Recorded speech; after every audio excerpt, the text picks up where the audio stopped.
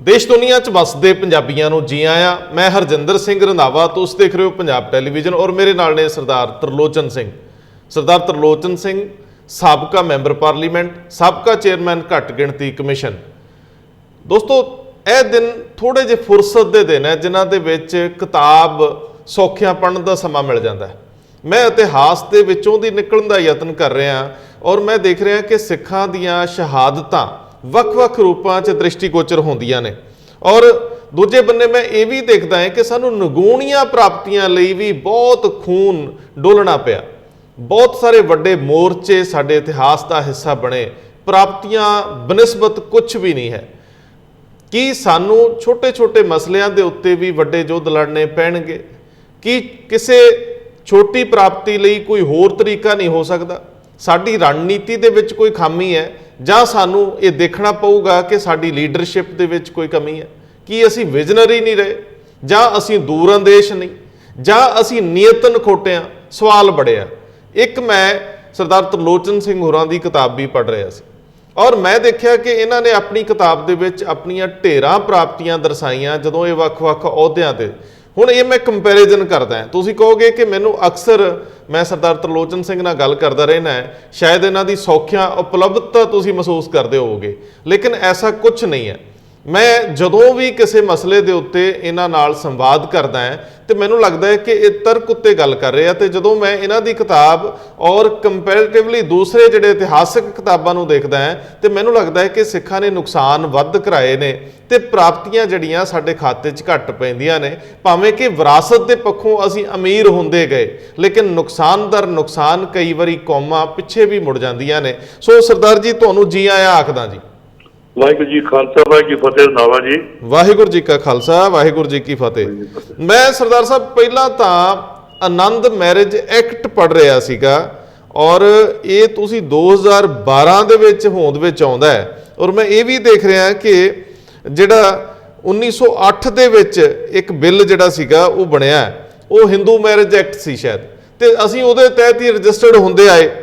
फिर ये जिहड़ा तुसीं 2006 दे विच बिल मूव करदे हो पार्लीमेंट दे विच बतौर मैंबर पार्लीमेंट और वो 2012 दे विच सिरे चढ़दा है ते आज़ाद भारत च सिखां नूं पहली वारी उन्हां दा वखरा इंडिपेंडेंट जिहड़ा मैरिज एक्ट होंद विच आउंदा। और वड्डी गल है कि इहदे लई असीं कोई मोर्चा नहीं लाया और एक प्राप्ति हो गई। इहदा मतलब प्राप्तियां कीतियां जा सकदियां, तरीके होर भी ने। रंधावा जी जी, बड़ा अच्छा तुसीं सवाल कीता है। तो मैं समझदा कि जिहड़े तुहाडे दर्शक दुनिया भर विच, क्योंकि मैं तुहाडी जिहड़ी अप्रोच है और तुहाडी जो रीच है वो मैं टेस्ट कर चुका हूं और वो इस वक्त वर्ल्ड वाइड है जी। बहुत अच्छा सब्जेक्ट है कि साडी कौम दी जिहड़ी एक माफ करियो वर्ड है पॉलिसी ऑफ कन्फ्रंटेशन जी, वो बहुत अहम रही साडी कि असी जो कोई गल शुरू हुई नहीं तो कन्फ्रंटेशन लेके मोर्चा नहीं लग्या, मुजाहरे नहीं किए, बयानबाजी ये बहुत हुई और ये बड़ा वड्डा सब्जेक्ट है कि उस की खटिया की गवाया जी। वो एक बहुत वड्डा इशू है। कदे फिर जो कोई लोड़ पई गल करांगे। मैं हमेशा गल एक किया करदा जी, अज फिर तुहाडे सामने करना कि असी दान देंदे हां माया दा जी, असी कहने हर सिख नूं हुक्म है तू दान कर दसवंध कर। मैं कहना भी कौम नूं लोड़ है दान कर अपनी अकल दा, दान कर अपने इन्फ्लुएंस का।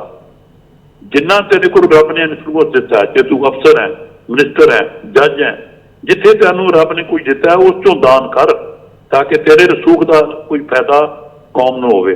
अकल जिहड़ी है उन्होंने वरत और अकल का कुछ हिस्सा दे कौम ने। सो जे दान करन लग जाइए तो बहुत वड्डी प्राप्ति है। तुसीं सवाल आरंभ करता कि विदाउट किसी झगड़े तो, विदाउट मोर्चे, विदाउट नारेबाजी तो असी की करा लिया। देखो मैनू सच्चे पातशाह की बड़ी बख्शिश हुई। मैं बड़ी गरीबी तो उठिया, पाकिस्तान उजड़ के आया, फैमिली बिल्कुल सुहा के कुछ नहीं नाल साडे।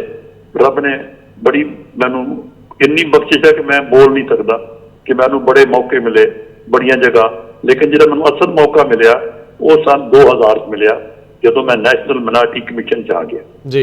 6 साल रहा मैं 2 टर्म, फिर मैं पार्लीमेंट च आ गया 6 साल मैं उत्थे रहा। सो मैनू ये 2 बड़िया प्राप्तियां ते उहदे विच जो मैं कीता है ਰੰਧਾਵਾ जी।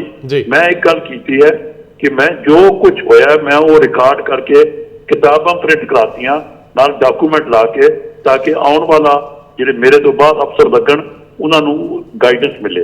ਉਹ ਕਿਤਾਬਾਂ ਅਵੇਲੇਬਲ ਮਿਨੋਰਿਟੀ ਕਮਿਸ਼ਨ ਐਂਡ ਦੀ ਸਿੱਖ ਦੋ ਵਾਰੀ ਛਪੀ ਹੈ, ਵਾਲੀਅਮ 1 ਵਾਲੀਅਮ 2। ਸੋ ਇਹ ਸਾਰਾ ਕੁਝ ਰਿਕਾਰਡਡ ਹੈ। ਪਾਰਲੀਮੈਂਟ ਮੈਂ ਜੋ ਕੀਤਾ ਸਾਰੀਆਂ ਸਪੀਚਾਂ ਰਿਕਾਰਡਡ ਹੈ, ਉਹ ਤੁਹਾਡੇ ਰਿਵਿਊ ਇਹਦੇ 'ਚ ਵੀ ਹੈ, ਵੈਬਸਾਈਟ ਜਦੋਂ ਮਰਜ਼ੀ ਦੇਖ ਲਓ। ਹੁਣ ਜਿਹੜਾ ਆਨੰਦ ਮੈਰਿਜ ਐਕਟ ਹੈ ਇਹ ਬਹੁਤ ਵੱਡੀ ਸਾਡੀ ਪ੍ਰਾਪਤੀ ਹੈ ਜੀ। ਦੇਖੋ ਸਿੱਖ ਤੁਹਾਨੂੰ ਵੀ ਪਤਾ, ਤੁਸੀਂ ਤਾਂ ਹੁਣ ਕਿਉਂਕਿ ਇਸ ਟੀਵੀ ਚੈਨਲ ਤੇ ਹੋ ਕਿ ਅਸੀਂ ਬੜੀ ਵੱਡੀ ਲੜਾਈ ਲੜਦੇ ਰਹੇ ਕਿ ਸਿੱਖ ਵੱਖਰੀ ਕੌਮ ਹੈ। ਇਸ ਗੱਲ ਲਈ ਵੱਖਰੀ ਪਹਿਲਾਂ ਨੇਸ਼ਨ ਕਹਿਤਾ, ਉਸ ਤੇ ਝਗੜੇ ਹੋ ਗਏ। ਗੰਗਾ ਸਿੰਘ ਢਿੱਲੋਂ ਨੇ ਆ ਕੇ 1980 ਪਹਿਲੀ ਵਾਰ ਸਿੱਖ ਵੱਖਰੀ ਨੇਸ਼ਨ ਦਾ ਕਰਨਾਲ ਦੀ ਸਿੱਖ ਐਜੂਕੇਸ਼ਨ ਨਾਰਾ ਮਾਰਿਆ ਤੇ ਗੰਗਾ ਸਿੰਘ ਢਿੱਲੋਂ ਨੂੰ ਵਿਚਾਰੇ ਨੂੰ ਇੰਡੀਆ ਚੋਂ ਕੱਢਤਾ ਗਿਆ, ਪਰ ਮਰਨ ਤੱਕ ਉਡੀਕਦਾ ਰਿਹਾ, ਉਹਨੂੰ ਆਉਣ ਨਹੀਂ ਦਿੱਤਾ ਗਿਆ। ਸ਼੍ਰੋਮਣੀ ਕਮੇਟੀ ਨੇ ਅਡਾਪਟ ਕਰ ਲਿਆ। ਉਸ ਤੋਂ ਬਾਅਦ ਸਾਡਾ ਅਨੰਦਪੁਰ ਸਾਹਿਬ ਰੈਜ਼ੋਲੂਸ਼ਨ ਆ ਗਿਆ। ਸੋ ਅਸੀਂ ਸਿੱਖ ਆਇਡੈਂਟੀ ਲਈ ਬੜਾ ਕੁਝ ਹੋਇਆ, ਗੱਲ ਉੱਥੇ ਹੀ ਖੜੀ। ਲੇਕਿਨ ਉਹਦੇ 'ਚ ਦੋ ਗੱਲਾਂ ਬੜੀਆਂ ਵੱਡੀਆਂ ਸਨ ਜਿਹੜੀ ਮੈਂ ਆਪਣੇ ਤੌਰ ਤੇ ਕਰ ਸਕਿਆ, ਉਹ ਹੈ ਆਨੰਦ ਮੈਰਿਜ ਐਕਟ ਜੀ। ਇਹ ਆਨੰਦ ਮੈਰਿਜ ਐਕਟ ਮੀਨ ਕਿ ਜਿਹੜਾ ਵਿਆਹ ਹੋਵੇ ਜੀ ਉਹ ਸਿੱਖੀ ਰਹਿਤ ਮਰਿਆਦਾ 'ਚ ਹੋਵੇ ਤੇ ਉਹਨੂੰ ਸਰਟੀਫਿਕੇਟ ਇਹ ਮਿਲੇ ਕਿ ਤੂੰ ਸਿੱਖ ਹੈ ਜੀ। ਸਾਡੀ ਕੀ ਹੈ ਕਿ ਜਦੋਂ ਹਿੰਦੁਸਤਾਨ ਬਣਿਆ ਤਾਂ ਹਿੰਦੂ ਮੈਰਿਜ ਐਕਟ ਬਣਿਆ ਜੀ। ਹਿੰਦੂ ਮੈਰਿਜ ਐਕਟ ਵਿੱਚ ਉਹ ਵਿਆਹ ਸਿੱਖ ਵੀ ਪਾਤਾ ਗਿਆ ਜੀ। ਸੋ 2012 ਤੱਕ 1947 ਜਦੋਂ ਆਜ਼ਾਦ ਹੋਇਆ 2012 ਤੱਕ ਜੀ ਜਿਤਨੇ ਵਿਆਹ ਸਿੱਖਾਂ ਦੇ ਹੋਏ ਅੱਜ ਤੱਕ, ਦੇਖੋ ਵਿਆਹ ਸਰਟੀਫਿਕੇਟ ਕੌਣ ਲੈਂਦਾ? ਤੁਸੀਂ ਮੈਂ ਨਹੀਂ ਲੈਂਦੇ। ਜਿਹਨੇ ਬਾਹਰ ਜਾਣਾ ਉਹਨੂੰ ਲੋੜ ਪੈਂਦੀ ਹੈ ਕਿ marriage certificate must when you go abroad. ਜਿਹਨੂੰ ਵੀਜ਼ਾ ਲੈਣਾ ਹੁੰਦਾ ਸਿਟੀਜ਼ਨਸ਼ਿਪ, ਉੱਥੇ ਫਿਰ ਲਿਖਿਆ ਹੁੰਦਾ ਸੱਚ ਐਂਡ ਸੱਚ married under Hindu marriage act ਜੀ, ਕਿਉਂਕਿ ਸਰਟੀਫਿਕੇਟ ਹਿੰਦੂ ਦਾ। ਤੋਂ ਬਾਹਰ ਜਾ ਕੇ ਲੋਕਾਂ ਨੂੰ ਕਈ ਵਾਰੀ ਮੁਸ਼ਕਿਲ ਹੋਈ ਕਿ ਤੂੰ ਸਿੱਖ ਹੈ ਕਿ ਹਿੰਦੂ ਹੈ। ਸੋ ਮੈਂ ਜਦੋਂ ਪਾਰਲੀਮੈਂਟ 'ਚ ਗਿਆ ਤਾਂ ਮੈਂ 2006 ਇੱਕ ਪ੍ਰਾਈਵੇਟ ਮੈਂਬਰ ਬਿੱਲ, ਹਰ ਮੈਂਬਰ ਪਾਰਲੀਮੈਂਟ ਨੂੰ ਹੱਕ ਹੈ ਕਿ ਉਹ ਪ੍ਰਾਈਵੇਟ ਬਿੱਲ ਲਿਆ ਸਕਦਾ, ਪਰ ਉਹਦੀ ਪਹਿਲਾਂ ਮਨਜ਼ੂਰੀ ਮਿਲਦੀ ਹੈ। ਮਨਜ਼ੂਰੀ ਲੈਣ ਤੋਂ ਬਾਅਦ ਮੈਂ ਬਿੱਲ ਮੂਵ ਕੀਤਾ। ਇਹ ਮੈਨੂੰ 3-4 ਸਾਲ ਲੱਗੇ। ਮੈਂ ਉਹਦੇ 'ਚ ਇੱਕ ਅਚੀਵਮੈਂਟ ਇਹ ਲਈ ਕਿ ਜਿਤਨੇ ਸਿੱਖ ਮੈਂਬਰ ਪਾਰਲੀਮੈਂਟ ਸੀ, ਚਾਹੇ ਉਹ ਕਾਂਗਰਸ ਦੇ, ਚਾਹੇ ਬੀਜੇਪੀ ਦੇ, ਚਾਹੇ ਅਕਾਲੀ ਦਲ ਦੇ, ਈਵਨ ਜਿਹੜੇ ਇੱਕ ਕਸ਼ਮੀਰ ਦਾ ਸੀ PDP ਦਾ, ਉਹ ਵੀ ਲਿਆ। ਮੈਂ ਉਹ ਸਾਰਿਆਂ ਦੇ ਸਾਈਨ ਕਰਾ ਲਏ ਤਾਂ ਕਿ ਆਲ ਸਿੱਖ ਮੈਂਬਰ ਇਹ 4 ਸਾਲ ਬਾਅਦ ਗਵਰਨਮੈਂਟ ਨੂੰ ਅਡਾਪਟ, ਮੈਂ ਮੀਟਿੰਗ 'ਚੋਂ ਪਾਸ ਕਰਵਾਤਾ। ਸਬ ਕਮੇਟੀ ਇਹ ਮੂਵ ਹੋਇਆ, ਸਬ ਕਮੇਟੀ ਯੂਨੈਨਿਮਸ ਪਾਸ ਕੀਤਾ ਤਾਂ ਇਹ 2012 ਵਿੱਚ ਇਹ ਐਕਟ ਬਣ ਗਿਆ। ਔਰ ਇਹ ਐਕਟ ਬਣਨ ਤੋਂ ਬਾਅਦ ਸਿੱਖਾਂ ਨੂੰ ਸਾਰੇ ਇੰਡੀਆ ਦੇ ਕਿਧਰੇ ਵੀ ਜਿਹੜਾ ਤੁਸੀਂ ਵਿਆਹ ਹੋਏਗਾ ਉਹ ਆਨੰਦ ਮੈਰਿਜ ਹੋਏਗਾ ਔਰ ਆਨੰਦ ਮੈਰਿਜ ਦਾ ਤੁਹਾਨੂੰ ਸਰਟੀਫਿਕੇਟ ਮਿਲੇ। ਸੋ ਇਹ ਇੱਕ ਬਹੁਤ ਵੱਡੀ ਪ੍ਰਾਪਤੀ ਹੈ। ਔਰ ਇਹਦੇ 'ਚ ਇੱਕ ਹੋਰ ਵੀ ਕਲਾਸ ਪਾਤੀ ਗਈ ਕਿ ਜਿਨ੍ਹਾਂ ਕੋਲ ਪੁਰਾਣੇ ਸਰਟੀਫਿਕੇਟ ਹਨ ਉਹ ਵੀ ਆ ਕੇ ਬਦਲ ਕੇ ਨਵਾਂ ਲੈ ਸਕਦੇ। ਸੋ ਇਹ ਮੈਂ ਸਮਝਦਾ ਕਿ ਬਹੁਤ ਸਾਡੀ ਸਿੱਖ ਆਇਡੈਂਟੀ ਵੱਲ ਇੱਕ ਬਹੁਤ ਵੱਡੀ ਅਚੀਵਮੈਂਟ। ਸਰਦਾਰ ਸਾਹਿਬ ਮੈਂ ਤੁਹਾਨੂੰ ਰੋਕਾਂ, ਮੈਨੂੰ ਕਿਉਂਕਿ ਤੁਸੀਂ ਗੱਲ ਸਿੱਖ ਪਛਾਣ ਦੀ ਕੀਤੀ ਤੇ ਮੈਂ ਤੁਹਾਡੀ ਕਿਤਾਬ 'ਚ ਕਿਤੇ ਇਹ ਪੜ੍ਹ ਰਿਹਾ ਸੀਗਾ ਕਿ ਜਦੋਂ ਤੁਸੀਂ ਘੱਟ ਗਿਣਤੀ ਕਮਿਸ਼ਨ ਦੇ ਵਿੱਚ ਸੀਗੇ, ਤੁਸੀਂ ਉਦੋਂ ਇਹ ਰੌਲਾ RSS ਦਾ ਔਰ ਸਿੱਖਾਂ ਦਾ ਕਿ ਇਹ ਸਿੱਖ ਵੱਖਰੀ ਕੌਮ ਹੈ ਕਿ ਨਹੀਂ ਹੈ, ਸਿੱਖਾਂ ਦੀ ਵੱਖਰੀ ਹੋਂਦ ਹਸਤੀ, ਉਹਦੇ ਲਈ ਤੁਸੀਂ RSS ਦੇ ਅਥਾਰਟੀਜ਼ ਨੂੰ ਘੱਟ ਗਿਣਤੀ ਕਮਿਸ਼ਨ ਦੇ ਦਫ਼ਤਰ 'ਚ ਬੁਲਾ ਕੇ ਇਹ ਕਹਾਇਆ ਕਿ ਸਿੱਖ ਇੱਕ ਵੱਖਰੀ ਕੌਮ ਹਨ। ਉਹ ਕੀ ਮਾਜਰਾ ਸੀ? ਦੇਖੋ ਇਹ ਬੜੀ ਰਿਕਾਰਡਡ ਹਿਸਟਰੀ ਹੈ। ਮੈਂ ਬੜੀ ਵਾਰੀ ਕਿਹਾ ਕਿ ਅਸੀਂ ਰੋਜ਼ ਰੌਲਾ ਪਾਉਂਦੇ ਜੀ RSS ਮਾਰਤੀ ਜੀ, ਹਿੰਦੂ ਸਿੱਖਾਂ ਨੂੰ ਖਾ ਰਹੇ ਜੀ। ਬੜਾ ਸਾਡੇ ਐਸੇ ਪ੍ਰਚਾਰ ਹੁੰਦੇ ਆ ਕਿ ਜੀ ਸਭ ਤੋਂ ਵੱਧ ਜੀ ਸਿੱਖਾਂ ਨੂੰ ਖਤਰਾ ਹੀ ਹਿੰਦੂ ਧਰਮ ਤੋਂ ਹੈ ਔਰ ਜੀ RSS ਦਾ ਪਾਲਿਸੀ ਹੈ। ਸੋ ਮੈਂ ਉਹ ਚੀਜ਼ ਨੂੰ ਨਹੀਂ ਜਾਣਦਾ ਕਿਉਂਕਿ ਉਹ ਪੋਲੀਟੀਕਲ ਇੱਕ ਇਸ਼ੂ ਬਣਿਆ। ਲੇਕਿਨ ਮੈਂ ਮਿਨੋਰਿਟੀ ਕਮਿਸ਼ਨ RSS ਦੇ ਮੁਖੀਆ ਨੂੰ ਸੁਦਰਸ਼ਨ ਜੀ ਨੂੰ ਟੈਲੀਫੋਨ ਕੀਤਾ, ਚਿੱਠੀ ਲਿਖੀ ਵੀ ਇਹ ਬੜਾ ਵੱਡਾ ਇਸ਼ੂ ਹੈ, ਅਸੀਂ ਸਾਲਵ ਕਰਨਾ ਚਾਹੁੰਦੇ ਹਾਂ, ਤੁਸੀਂ ਇਸ ਬਾਰੇ ਆ ਕੇ ਆਪਣੀ ਜਿਹੜਾ ਵਿਚਾਰ।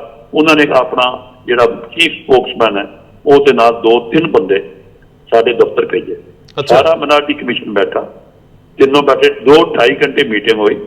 ਮੀਟਿੰਗ ਤੋਂ ਬਾਅਦ RSS ਡੈਲੀਗੇਸ਼ਨ ਨੇ ਉੱਥੇ ਸਾਰੀ ਪ੍ਰੈਸ ਦੇ ਸਾਹਮਣੇ ਐਲਾਨ ਕੀਤਾ ਜੀ ਕਿ ਸਿੱਖ ਧਰਮ एक वक्ता गुरु गोबिंद सिंह जी ने जो बनाया असीं उस नूं मंनदे हां और सानूं इस बारे कोई डाउट नहीं कि गुरु गोबिंद सिंह महाराज ने जो धर्म अडाप्ट किया वो वखरा कौम है।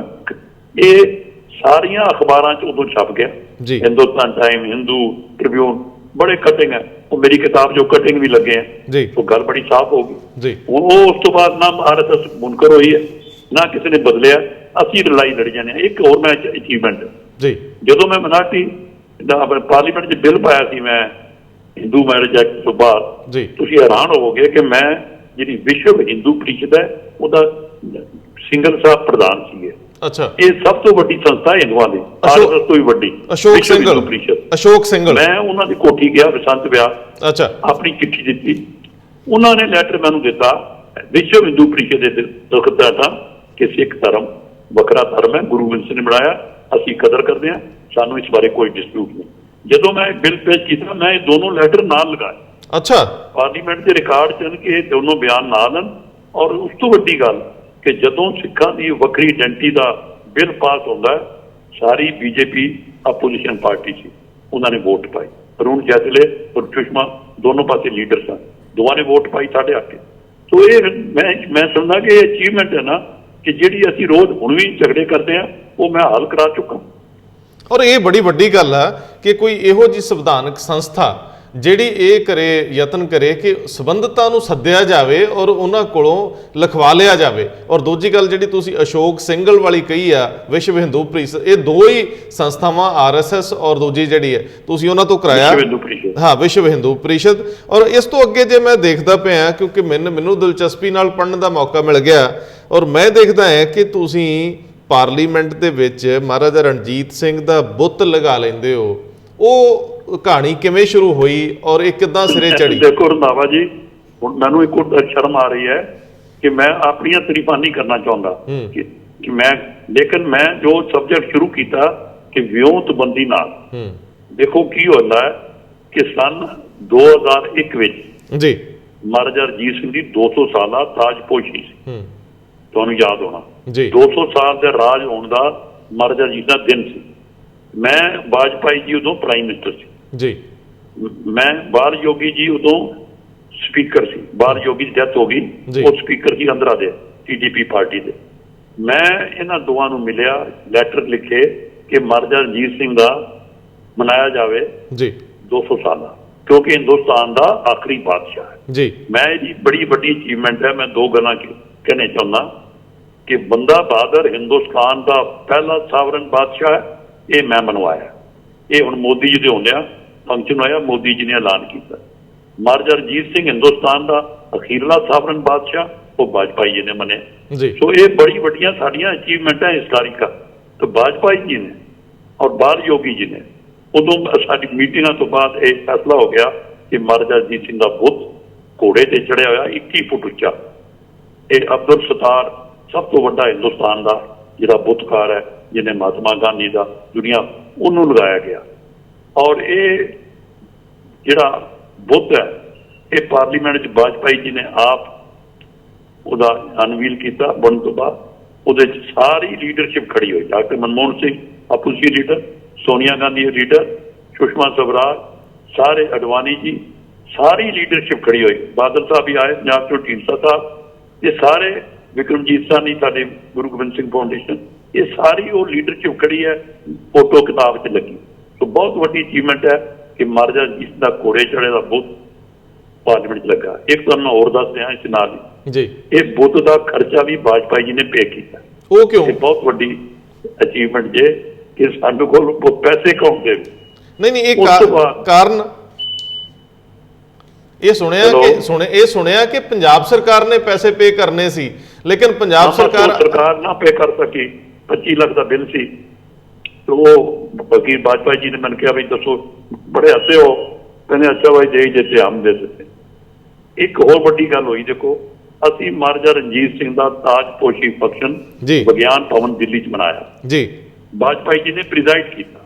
अच्छा, जगमोहन साहब गवर्नर जिहदे बाद वो उदों मिनिस्टर सी कल्चर दे जी, उत्थे महाराजा रंजीत सिंह की कुर्सी सोने की जिहड़ी लंडन पई है, ਉਹਦੀ ਕਾਪੀ करके जगमोहन जी ने ਬਾਦਲ ਸਾਹਿਬ ਨੂੰ ਪੇਸ਼ ਕੀਤੀ ਕਿ ਅੰਮ੍ਰਿਤਸਰ ਦਾ ਮਿਊਜ਼ੀਅਮ ਹੈ ਉੱਤੇ ਰੱਖੀ ਜਾ। ਅੱਛਾ, ਮੇਰਾ ਅਚੀਵਮੈਂਟ ਹੈ। ਮੈਂ ਸਟੇਜ ਸੈਕਟਰੀ ਸੀ ਫੰਕਸ਼ਨ ਦਾ, ਮੈਂ ਕੰਡਕਟ ਕੀਤਾ, ਵਾਜਪਾਈ ਜੀ ਨੇ ਪ੍ਰੀਜ਼ਾਈਡ ਕੀਤਾ। ਵਿਗਿਆਨ ਭਵਨ ਮਹਾਰਾਜਾ ਰਣਜੀਤ ਸਿੰਘ ਦਾ 200 ਸਾਲਾ ਤਾਜਪੋਸ਼ੀ ਮਨਾਈ ਔਰ ਬਹੁਤ ਵੱਡੀ।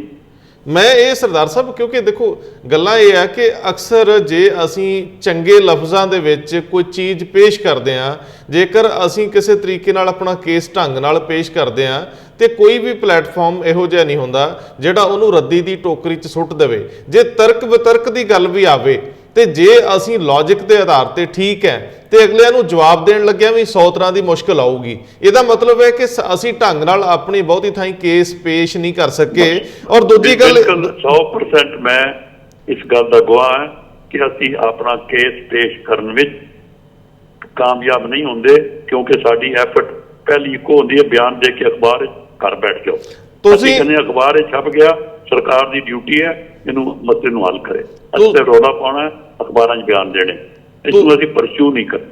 ਤੁਸੀਂ ਬਾਬਾ ਜਿੰਨੀਆਂ ਸਾਡੀਆਂ ਲੜਾਈਆਂ ਝਗੜੇ ਉਹ ਇੱਥੇ ਆ ਕੇ ਫੇਲ ਹੋਏ ਕਿ ਪ੍ਰੋਪਰ ਦੀ ਅਪਰੋਚ ਸਾਡੀ ਗਲਤ ਰਹੀ। ਤੁਸੀਂ ਬਾਬਾ ਦੋ ਸਪੀਕਰ ਰਹੇ ਸਿੱਖ, ਪਤਾ ਜੇ ਸਰ ਹੁਕਮ ਸਿੰਘ ਤੇ ਗੁਰਜਾਰ ਸਿੰਘ ਢਿੱਲੋਂ 2 ਵਾਰੀ ਸਪੀਕਰ ਰਹੇ ਹੈ ਇੰਡੀਆ ਦੇ ਪਾਰਲੀਮੈਂਟ ਦੇ ਜੀ। ਲੇਕਿਨ ਪਾਰਲੀਮੈਂਟ ਸਾਰੀ ਤੁਸੀਂ ਘੁੰਮੋ ਨਾ, ਸਾਰੀ ਪਾਰਲੀਮੈਂਟ 'ਚ ਫੋਟੋ ਲੱਗੀ ਹੈ ਹਰ ਪਾਸੇ, ਸਿੱਖ ਦੀ ਫੋਟੋ ਕੋਈ ਨਹੀਂ ਸੀ ਜੀ। ਕਿੰਨੀ ਵੱਡੀ ਅਸੀਂ ਕਹਿੰਦੇ ਤਾਂ ਨਾ ਸਾਰੀ ਇੰਡੀਆ ਆਜ਼ਾਦ ਅਸੀਂ ਕਰਵਾਇਆ ਜੀ, ਸਾਡੀਆਂ ਕੁਰਬਾਨੀਆਂ, ਸਾਡਾ ਸਭ ਕੁਝ, ਕਿਧਰੇ ਜ਼ਿਕਰ ਨਹੀਂ ਹੈ ਸਿੱਖਾਂ ਦਾ। ਮੈਂ ਵਾਜਪਾਈ ਜੀ ਤੋਂ ਫਿਰ ਇਜਾਜ਼ਤ ਲੈ ਕੇ ਮਾਸਟਰ ਤਾਰਾ ਸਿੰਘ ਔਰ ਬਾਬਾ ਖੜਕ ਸਿੰਘ ਦੀਆਂ 2 ਵੱਡੀਆਂ ਪੇਂਟਿੰਗ ਬਣਵਾ ਕੇ ਪਾਰਲੀਮੈਂਟ 'ਚ ਲਵਾਈਆਂ। ਬਹੁਤ ਵੱਡਾ ਫੰਕਸ਼ਨ ਹੋਇਆ ਸੈਂਟਰਲ ਹਾਲ 'ਚ, ਵਾਜਪਾਈ ਜੀ ਨੇ ਪ੍ਰੀਜ਼ਾਈਡ ਕੀਤਾ ਔਰ ਅਸੀਂ ਉਹ ਉੱਥੇ ਫੋਟੋ ਲੱਗੀ। ਮੈਂ ਉਹੀ ਗੱਲ ਕਰਨ ਲੱਗਿਆ ਸੀ ਕਿ ਤੁਸੀਂ ਇਹ 2 ਵੱਡੇ ਜਿਹੜੇ ਸਿੱਖਾਂ ਦੇ ਚਿਹਰੇ ਸੀ ਇਹਨਾਂ ਨੂੰ ਪਾਰਲੀਮੈਂਟ 'ਚ ਸ਼ਿਸ਼ੋਭਤ ਕਰਾਇਆ ਫੋਟੋ ਰੂਪ 'ਚ, ਲੇਕਿਨ ਤੁਸੀਂ ਸ਼ਹੀਦ ਆਜ਼ਮ ਭਗਤ ਸਿੰਘ ਦਾ ਇੱਕ ਛੋਟਾ ਬੁੱਤ ਵੀ ਲਗਵਾਇਆ। ਕੀ ਹੋਇਆ ਕਿ ਮੈਂ ਮੈਂਬਰ ਪਾਰਲੀਮੈਂਟ, ਇਹ ਤੁਹਾਡੀ ਕਿਤਾਬ ਕਹਿੰਦੀ ਹੈ, ਮੈਨੂੰ ਨਹੀਂ ਪਤਾ, ਤੁਸੀਂ ਦੱਸੋ। ਸ਼ੇਖਾਵਤ ਜੀ ਸੀਗੇ ਵਾਈਸ ਪ੍ਰੈਜ਼ੀਡੈਂਟ ਇੰਡੀਆ। ਜਿਹੜਾ ਵਾਈਸ ਪ੍ਰੈਜ਼ੀਡੈਂਟ ਇੰਡੀਆ ਹੁੰਦਾ ਉਹ ਰਾਜ ਸਭਾ ਦਾ ਚੇਅਰਮੈਨ ਵੀ ਹੁੰਦਾ, ਸਪੀਕਰ ਹੁੰਦਾ। ਭਗਤ ਸਿੰਘ ਜੀ ਦਾ ਉਹ ਆ ਰਹੀ ਸੀ ਸ਼ਤਾਬਦੀ, ਤੇ ਮੈਂ ਇੱਕ ਉਸ ਤੋਂ ਸਾਲ ਪਹਿਲਾਂ ਮੈਂ ਖੜਾ ਹੋ ਗਿਆ, 0 ਆਵਰ ਹੁੰਦਾ ਉੱਥੇ MP ਕੋਈ ਖੜਾ ਹੋ ਕੇ, ਮੈਂ ਕਿਹਾ ਜੀ ਸ਼ੇਖਾਵਤ ਸਾਹਿਬ, ਮੈਂ ਅੱਜ ਸਾਰੇ ਹਾਊਸ ਸਾਹਮਣੇ ਕਹਿਣਾ ਅਗਲਾ ਸਾਲ ਭਗਤ ਸਿੰਘ ਦਾ 100 ਸਾਲ ਹੈ ਤੇ ਮੇਰੀ ਇੱਕ ਉਹਦਾ 100 ਸਾਲਾ ਜਨਮ ਦਿਨ ਸੀ ਨੂੰ 2011 ਦੀ ਹੋਣਾ ਸੀ। ਹਾਂ ਠੀਕ ਹੈ। ਤੇ ਮੈਂ ਕਿਹਾ ਜੀ ਮੈਂ ਅੱਜ ਪੇਸ਼ ਕਰਦਾ ਕਿ ਭਗਤ ਸਿੰਘ ਦੇ ਨਾਂ ਦੀਆਂ ਕੂਕਾਂ ਪੈਂਦੀਆਂ, ਸ਼ਹੀਦ ਭਗਤ ਸਿੰਘ ਸੁਣਦੇ ਆਏ ਆ, ਔਰ ਸ਼ਹੀਦ ਭਗਤ ਸਿੰਘ ਨੇ ਇਸੇ ਪਾਰਲੀਮੈਂਟ 'ਚ ਬੰਬ ਮਾਰਿਆ ਸੀ, ਜਿੱਥੋਂ ਉਹਨੂੰ ਫਾਂਸੀ ਲੱਗਦੀ ਹੈ, ਬੰਬ ਇੱਥੇ ਇਸੇ ਪਾਰਲੀਮੈਂਟ 'ਚ ਲਾਇਆ ਜੀ। ਤੇ ਮੈਂ ਕਿਹਾ ਅੱਜ ਭਗਤ ਸਿੰਘ ਦਾ ਇਸ ਪਾਰਲੀਮੈਂਟ 'ਚ ਕਿਤੇ ਜ਼ਿਕਰ ਹੀ ਨਹੀਂ। ਮੈਂ ਦਾਤ ਦੇਣਾ ਸ਼ੇਖਾਵਤ ਸਾਹਿਬ ਦੇ, ਮੇਰੇ ਨਾਲ ਉੱਥੇ ਜਿੰਨੇ ਹੋਰ MP ਉਹ ਵੀ ਬੋਲੇ, ਕਈ ਖੜੇ ਕਿ ਉੱਥੇ ਪਾਸ ਹੋਇਆ ਪਾਰਲੀਮੈਂਟ 'ਚ। ਸ਼ੇਖਾਵਤ ਨੇ ਕਿਹਾ ਕਿ ਬਾਈ ਦੀ ਐਂਡ ਆਫ ਦਿਸ ਈਅਰ ਮੇਰਾ ਲਿਖਣ ਪਾਸ ਹੋ ਗਿਆ ਕਿ ਭਗਤ ਸਿੰਘ ਦਾ ਇੱਥੇ ਲਾਇਆ ਜਾ। ਫਿਰ ਭਗਤ ਸਿੰਘ ਦਾ ਕਮੇਟੀ ਬਣੀ, ਅਡਵਾਨੀ ਜੀ ਉਹਦੇ ਚੇਅਰਮੈਨ ਬਣੇ, ਫਿਰ ਉਹ ਭਗਤ ਸਿੰਘ ਪਗੜੀ ਵਾਲਾ ਜੀ ਸਮਾਰਟ ਸਟੈਚੂ ਪਾਰਲੀਮੈਂਟ 'ਚ ਲੱਗ ਗਿਆ। ਸੋ ਹੁਣ ਉਹਦੇ ਕਾਰੀਡੋਰ 'ਚ ਭਗਤ ਸਿੰਘ ਬੈਠਾ, ਪਗੜੀ ਸਜਾ ਕੇ ਉੱਥੇ ਉਹ ਲੱਗਿਆ। ਅੱਛਾ ਸਰਦਾਰ ਸਾਹਿਬ, ਮੈਨੂੰ ਇਹ ਦੱਸਿਓ, ਮੈਨੂੰ ਇਹ ਵੀ ਦਿਲਚਸਪ ਕਿੱਸਾ ਸੁਣਨ ਨੂੰ ਮਿਲਿਆ ਤੁਹਾਡੀ ਕਿਤਾਬ 'ਚ, ਤੇ ਮੈਂ ਕੁਝ ਹੋਰ ਪੜ੍ਹਿਆ, ਲੇਕਿਨ ਇੱਕ ਦਿਲਚਸਪ ਕਿੱਸਾ ਮੈਨੂੰ ਸੁਣਨ ਨੂੰ ਮਿਲਿਆ ਕਿ ਇੱਕ ਆਰਮੀ ਅਫੀਸਰ ਨੇ ਇੱਕ ਮੁੱਖ ਮੰਤਰੀ ਕੋਲੋਂ, ਪੰਜਾਬ ਦੇ ਕੋਲੋਂ ਇੱਕ ਮੰਗ ਰੱਖਦੀ ਕਿ ਮੇਰੀ ਮਦਦ ਕਰੋ ਤਾਂ ਕਿ ਮੈਂ ਜਿਹੜਾ ਇੱਕ ਅਹੁਦਾ ਲੈ ਸਕਾਂ, ਤੁਸੀਂ ਉੱਪਰ ਸਰਕਾਰ ਨੂੰ ਕਹੋ। ਤੇ ਉਹ ਕਹਿੰਦੇ ਜੀ ਅਨਾੜੀ ਮੁੱਖ ਮੰਤਰੀ ਇੱਕ ਅਧਿਕਾਰਤ ਚਿੱਠੀ ਲਿਖ ਦਿੰਦੇ ਆ ਤੇ ਬਾਅਦ ਦੇ ਵਿੱਚ ਉਹ ਬੰਦਾ, ਉਹਨੂੰ ਪ੍ਰਾਪਤੀ ਤਾਂ ਕੀ ਹੋਣੀ ਸੀ, ਉਹਨੂੰ ਟਰਮੀਨੇਟ ਜਾਂ ਸਸਪੈਂਡ ਕਰਤਾ ਗਿਆ। ਗਿੱਲ ਸੀਗੇ 에ਅਰਫੋਰਸ ਦੇ, ਉਹ ਅਖਬਾਰਾਂ 'ਚ ਬੜਾ ਛਪਿਆ, ਬੜੀ ਬਦਨਾਮੀ ਹੋਈ ਕਿ ਮੁੱਖ ਮੰਤਰੀ ਪੰਜਾਬ ਨੇ ਆਫੀਸ਼ੀਅਲ ਲੈਟਰ ਲਿਖਤਾ ਕਿ ਉਹਨਾਂ ਦੀ ਪ੍ਰਮੋਸ਼ਨ ਜਾਂ ਪੋਸਟਿੰਗ ਬਾਅਦ। ਹਾਂਜੀ, ਉਹ ਆਰਮੀ ਨੇ ਟੇਕ ਓਵਰ ਕਰ ਲਿਆ ਕਿ ਜਿਹੜਾ ਆਰਮੀ ਵਾਲਾ ਕੋਈ ਕਿਸੇ ਸਿਫਾਰਿਸ਼ ਪਵਾਵੇ ਉਹ ਪਤਾ ਨਹੀਂ ਕਿਵੇਂ ਚਿੱਠੀ ਨਾਲ ਉਹ ਵਿਚਾਰੇ ਨੂੰ ਨੌਕਰੀ ਛੋੜੀ, ਹੀ ਹੈਡ ਟੂ ਰਿਜ਼ਾਈਨ। ਅੱਛਾ, ਮੈਂ ਬਿਲਕੁਲ ਰਿਕਾਰਡਡ ਇਸ ਤੇ ਆਇਆ। ਅੱਛਾ, ਮੈਂ ਇੱਕ ਹੋਰ ਗੱਲ ਜਿਹੜੀ ਤੁਹਾਡੀ ਕਿਤਾਬ 'ਚੋਂ ਦੇਖੀ ਕਿ ਉੱਥੇ ਵਿੱਚ ਕੁਝ ਕਟਿੰਗ ਵੀ ਲੱਗੀਆਂ ਕਿ ਜਦੋਂ ਤੁਸੀਂ ਘੱਟ ਗਿਣਤੀ ਕਮਿਸ਼ਨ ਦੇ ਚੇਅਰਮੈਨ ਸੀਗੇ ਤੇ ਵੱਡੀਆਂ ਅਖਬਾਰਾਂ ਨੇ ਤੁਹਾਡੇ ਖਿਲਾਫ ਹੋ ਹੱਲਾ ਮਚਾਤਾ ਕਿ ਘੱਟ ਗਿਣਤੀ ਕਮਿਸ਼ਨ ਜਿਹੜਾ ਵਾ ਉਹ ਦਖਲਅੰਦਾਜ਼ੀ ਕਰ ਰਿਹਾ ਜਿਹੜਾ ਆਪਣਾ ਚੀਫ ਲਾਉਣ ਦੇ ਵਿੱਚ ਆਰਮੀ ਦਾ, ਔਰ ਜਨਰਲ ਜੇ ਸਿੰਘ ਦੀ ਨਿਯੁਕਤੀ ਦਾ ਮਾਮਲਾ ਤੁਹਾਡੇ ਲਈ ਗਲੇ ਦੀ ਹੱਡੀ ਬਣ ਗਿਆ। ਮੈਨੂੰ ਹੁਣ ਇਮਾਨਦਾਰੀ ਨਾਲ ਦੱਸਿਓ ਕਿ ਜਨਰਲ ਜੇ ਸਿੰਘ ਨੂੰ ਜਨਰਲ ਬਣਾਉਣ 'ਚ ਕੋਈ ਤੁਹਾਡੀ ਭੂਮਿਕਾ ਰਹੀ ਜਾਂ ਸਿਰਫ ਅਖਬਾਰੀ ਰੌਲਾ ਸੀ? ਇਹ ਬੜਾ ਹਿਸਟੋਰਿਕ ਕੇਸ ਹੈ ਔਰ ਰਿਕਾਰਡਡ ਹੈ। ਅੱਛਾ, ਕਿ ਮੈਂ ਜੋ ਕਹਿੰਦਾ ਨਾ, ਮੈਂ ਇਹ ਸਾਰੀ ਕਿਤਾਬਾਂ 'ਚ ਪ੍ਰਿੰਟਡ ਹੈ ਜੀ, ਇਹ ਵੈਬਸਾਈਟ 'ਚ ਵੀ ਅਵੇਲੇਬਲ ਹੈ। ਇਹ ਕੀ ਹੋਇਆ ਕਿ ਜਦੋਂ ਕਾਰਗਿਲ ਦੀ ਵਾਰ ਹੋਈ, ਕਾਰਗਿਲ ਦੀ ਵਾਰ ਤੋਂ ਬਾਅਦ ਇੱਕ ਕਮੇਟੀ ਬਣ ਗਈ ਕਿ ਆਰਮੀ ਦੀ ਇੰਪਰੂਵਮੈਂਟ ਕੀ ਹੋਵੇ। ਤਾਂ ਉਸ ਕਮੇਟੀ ਦੀ ਰਿਪੋਰਟ ਆ ਗਈ ਕਿ ਤਿੰਨੋਂ ਸਰਵਿਸਿਜ਼ ਦਾ ਇੱਕ ਹੈਡ ਹੋਵੇ ਜੀ, ਉਹਨਾਂ ਦਾ ਇੱਕ ਕਮਾਂਡਰ। ਇਹ ਹੁਣੇ ਹੀ ਲਾਗੂ ਹੋਇਆ 6 ਮਹੀਨੇ ਪਹਿਲਾਂ, ਦੇਖ ਲਿਆ ਤੁਸੀਂ। ਹੁਣ ਜਿਹੜਾ ਇੱਕ ਪਿੱਛੇ ਜੇ ਮੋਦੀ ਸਰਕਾਰ ਨੇ ਜਿਹੜਾ ਹੁਣ ਚੀਫ ਹੈ ਡਿਫੈਂਸ ਦਾ, ਉਹ ਇੱਕ ਹੋ ਗਿਆ। ਉਹਦੇ ਹੇਠਾਂ ਤਿੰਨੋਂ ਆਰਮੀ, ਨੇਵੀ ਔਰ ਇਹ ਹੁਣ ਹੋਇਆ ਜੀ। ਇਹ ਉਦੋਂ ਲਾਗੂ ਹੋਣ ਵਾਸਤੇ ਕਮੇਟੀ ਬਣ ਗਈ ਕਿ ਇੱਕ ਜਿਹੜਾ ਆਰਮੀ ਚੀਫ ਹੈ ਜਿਹੜਾ ਉਹ ਤਿੰਨਾਂ ਦਾ ਵੱਡਾ ਹੋ ਜਾਏਗਾ। ਠੀਕ ਹੈ। ਇਹ ਫਾਈਲ ਬਣਨ ਤੋਂ ਬਾਅਦ ਕੀ ਹੋਇਆ ਕਿ ਜੇ ਉਹ ਲਾਗੂ ਹੋ ਜਾਂਦੀ ਤਾਂ ਜਿਹੜਾ ਐਗਜ਼ਿਸਟਿੰਗ ਉਸ ਵਕਤ ਆਰਮੀ ਚੀਫ ਸੀ ਉਹਨੇ ਬਣ ਜਾਣਾ ਸੀ ਡਿਫੈਂਸ ਚੀਫ। ਅੱਛਾ। ਤੇ ਜਿਹੜਾ ਨੰਬਰ 2 ਸੀ ਉਸ ਵਕਤ ਜੀ, ਉਹਨੇ ਬਣ ਜਾਣਾ ਸੀ ਆਰਮੀ ਚੀਫ ਤੇ ਉਹਨੇ 3 ਸਾਲ ਰਹਿਣਾ ਸੀ।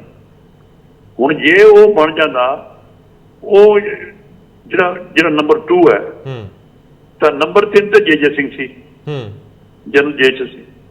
ਜੇ ਉਹ ਕਮੇਟੀ ਨਾ ਬਣਦੀ ਤਾਂ ਜਿਹੜਾ ਨੰਬਰ 2 ਹੈ ਉਹਨੇ ਰਿਟਾਇਰ ਹੋ ਜਾਣਾ ਸੀ, ਕਿਉਂਕਿ ਜਰਨੈਲ ਕੋਲ ਜਿਹੜੀ ਹਲਾ ਟਾਈਮ 2 ਸਾਲ ਰਹਿੰਦਾ ਸੀ ਜੀ। ਤੇ ਜੇ ਉਹ ਫਿਰ ਜਨਰਲ ਜੇ ਸਿੰਘ ਆਟੋਮੈਟਿਕ ਬਣ ਜਾਂਦਾ।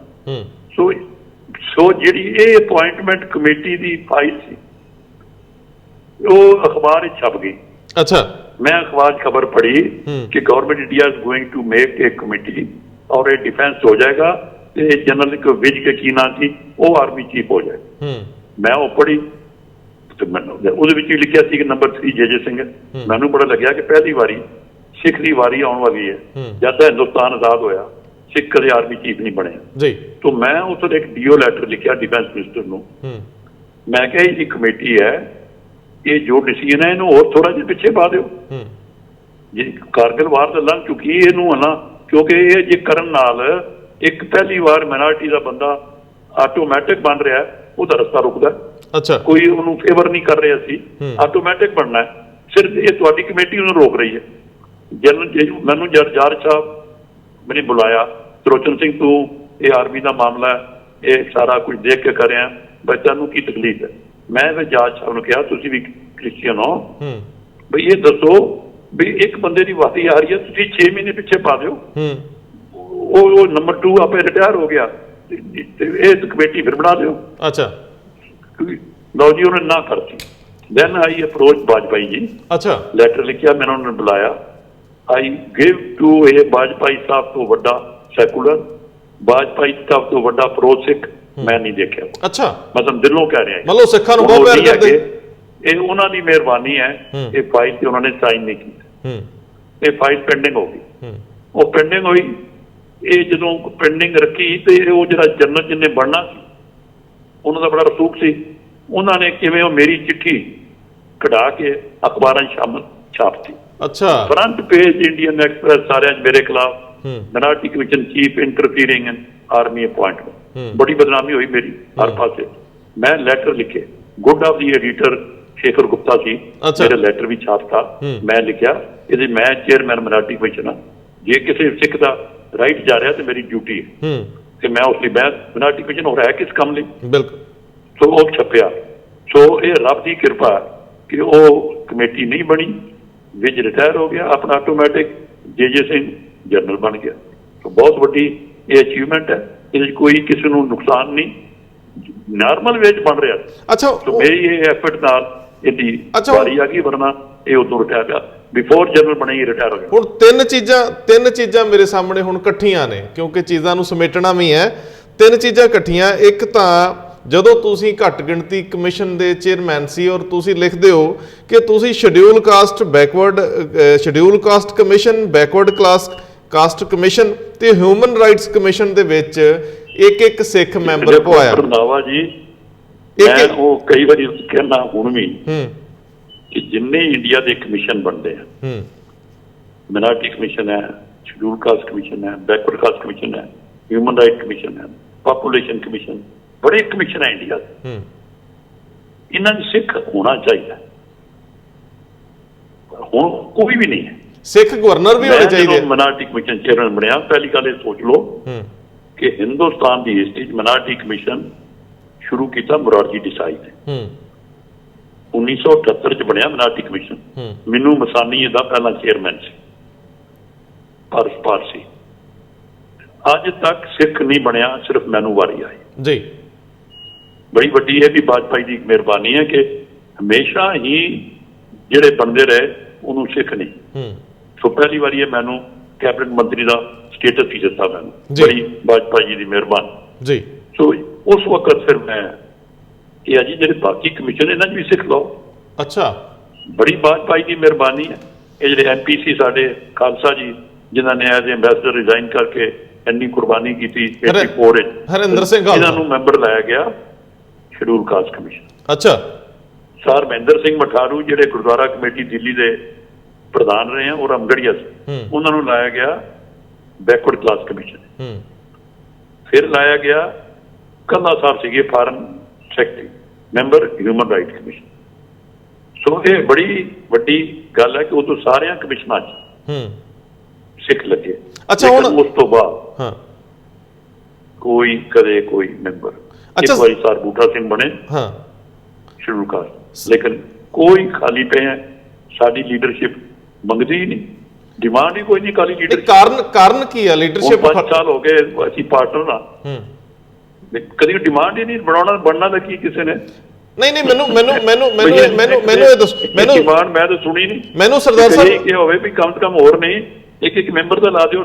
ਮੈਨੂੰ ਸਰਦਾਰ ਸਾਹਿਬ ਇਹੀ ਪੁੱਛਣਾ ਹੈ ਕਿ ਜਿਹੜੀ ਸਰਕਾਰ ਹੁਣ ਲਗਭਗ 6 ਸਾਲ ਤੋਂ ਚੱਲ ਰਹੀ ਹੈ, ਉਹਦੇ ਵਿੱਚ ਅਸੀਂ ਭਾਈਵਾਲ ਹਾਂ, ਉਹਦੇ ਵਿੱਚ ਅਕਾਲੀ ਭਾਈਵਾਲ ਹੈ, ਔਰ ਅਕਾਲੀ ਕਹਿੰਦੇ ਕਿ ਅਸੀਂ ਸਿੱਖਾਂ ਦੇ ਤੇ ਪੰਜਾਬ ਦੇ ਨੁਮਾਇੰਦਾ ਲੋਕ ਹੈ, ਔਰ ਇਹਨਾਂ ਨੇ ਨਾ ਕੋਈ ਗਵਰਨਰ ਲਵਾ ਸਕੇ ਔਰ ਨਾ ਇਹਨਾਂ ਨੇ ਕੋਈ ਇਹਨਾਂ ਜਿਹੜੇ ਕਮਿਸ਼ਨ ਨੇ ਇਹਨਾਂ 'ਚ ਮੈਂਬਰ ਲਵਾਇਆ। ਘੱਟ ਗਿਣਤੀਆਂ 'ਚ ਵੀ ਪਤਾ ਨਹੀਂ ਅਸੀਂ ਕੋਈ ਪੈ ਸਕੇ ਕਿ ਨਹੀਂ। ਮੈਨੂੰ ਇਹ ਸਮਝਾਓ ਕਿ ਆਖਰ ਇਹਨਾਂ ਦੀਆਂ ਪ੍ਰਾਥਮਿਕਤਾਵਾਂ ਨਹੀਂ, ਜਾਂ ਇਹਨਾਂ ਨੂੰ ਲੱਗਦਾ ਬੰਦੇ ਅਬਲਾਈਜ਼ ਹੀ ਨਹੀਂ ਕਰਨੇ, ਜਾਂ ਇਹਨਾਂ ਨੂੰ ਲੱਗਦਾ ਹੈ ਕਿ ਦੇਖੋ ਰੰਧਾਵਾ ਜੀ ਬੜਾ ਵੱਡਾ ਇਸ਼ੂ ਹੈ ਇਹ ਤੇ ਜੋ ਤੁਸੀਂ ਲੈ ਰਹੇ ਹੋ, ਇਹਨੂੰ ਸਾਰੀ ਸਿੱਖ ਕੌਮ ਸੋਚੇ ਜੀ। ਮੈਂ ਇਸ ਕਰਕੇ ਕਹਿਣ ਲੱਗਾ ਕਿ ਮੈਂ ਤਾਂ ਹੁਣ ਬੜਾ ਰਿਟਾਇਰਡ ਹਾਂ, ਗੁਰੂ ਦੀ ਕਿਰਪਾ ਨਾਲ ਜੋ ਮੈਂ ਬਿਆਨ ਦੇ ਰਿਹਾ ਇਨ ਦੀ interest of India, in the interest of ਸਿੱਖ ਜੀ। ਦੇਖੋ ਜਿਹੜਾ ਇੰਡੀਆ ਦਾ ਕਨਸਟੀਟਿਊਸ਼ਨ ਹੈ ਉਹਦੇ 'ਚ ਮਿਨਾਰਟੀ ਰਾਈਟਸ, ਹਰ ਮਿਨਾਰਟੀ ਨੂੰ ਦੁਨੀਆ ਭਰ 'ਚ ਰੂਲ ਹੈ ਕਿ ਮਿਨਾਰਟੀਜ਼ ਨੂੰ ਹਿੱਸਾ ਦਿਓ।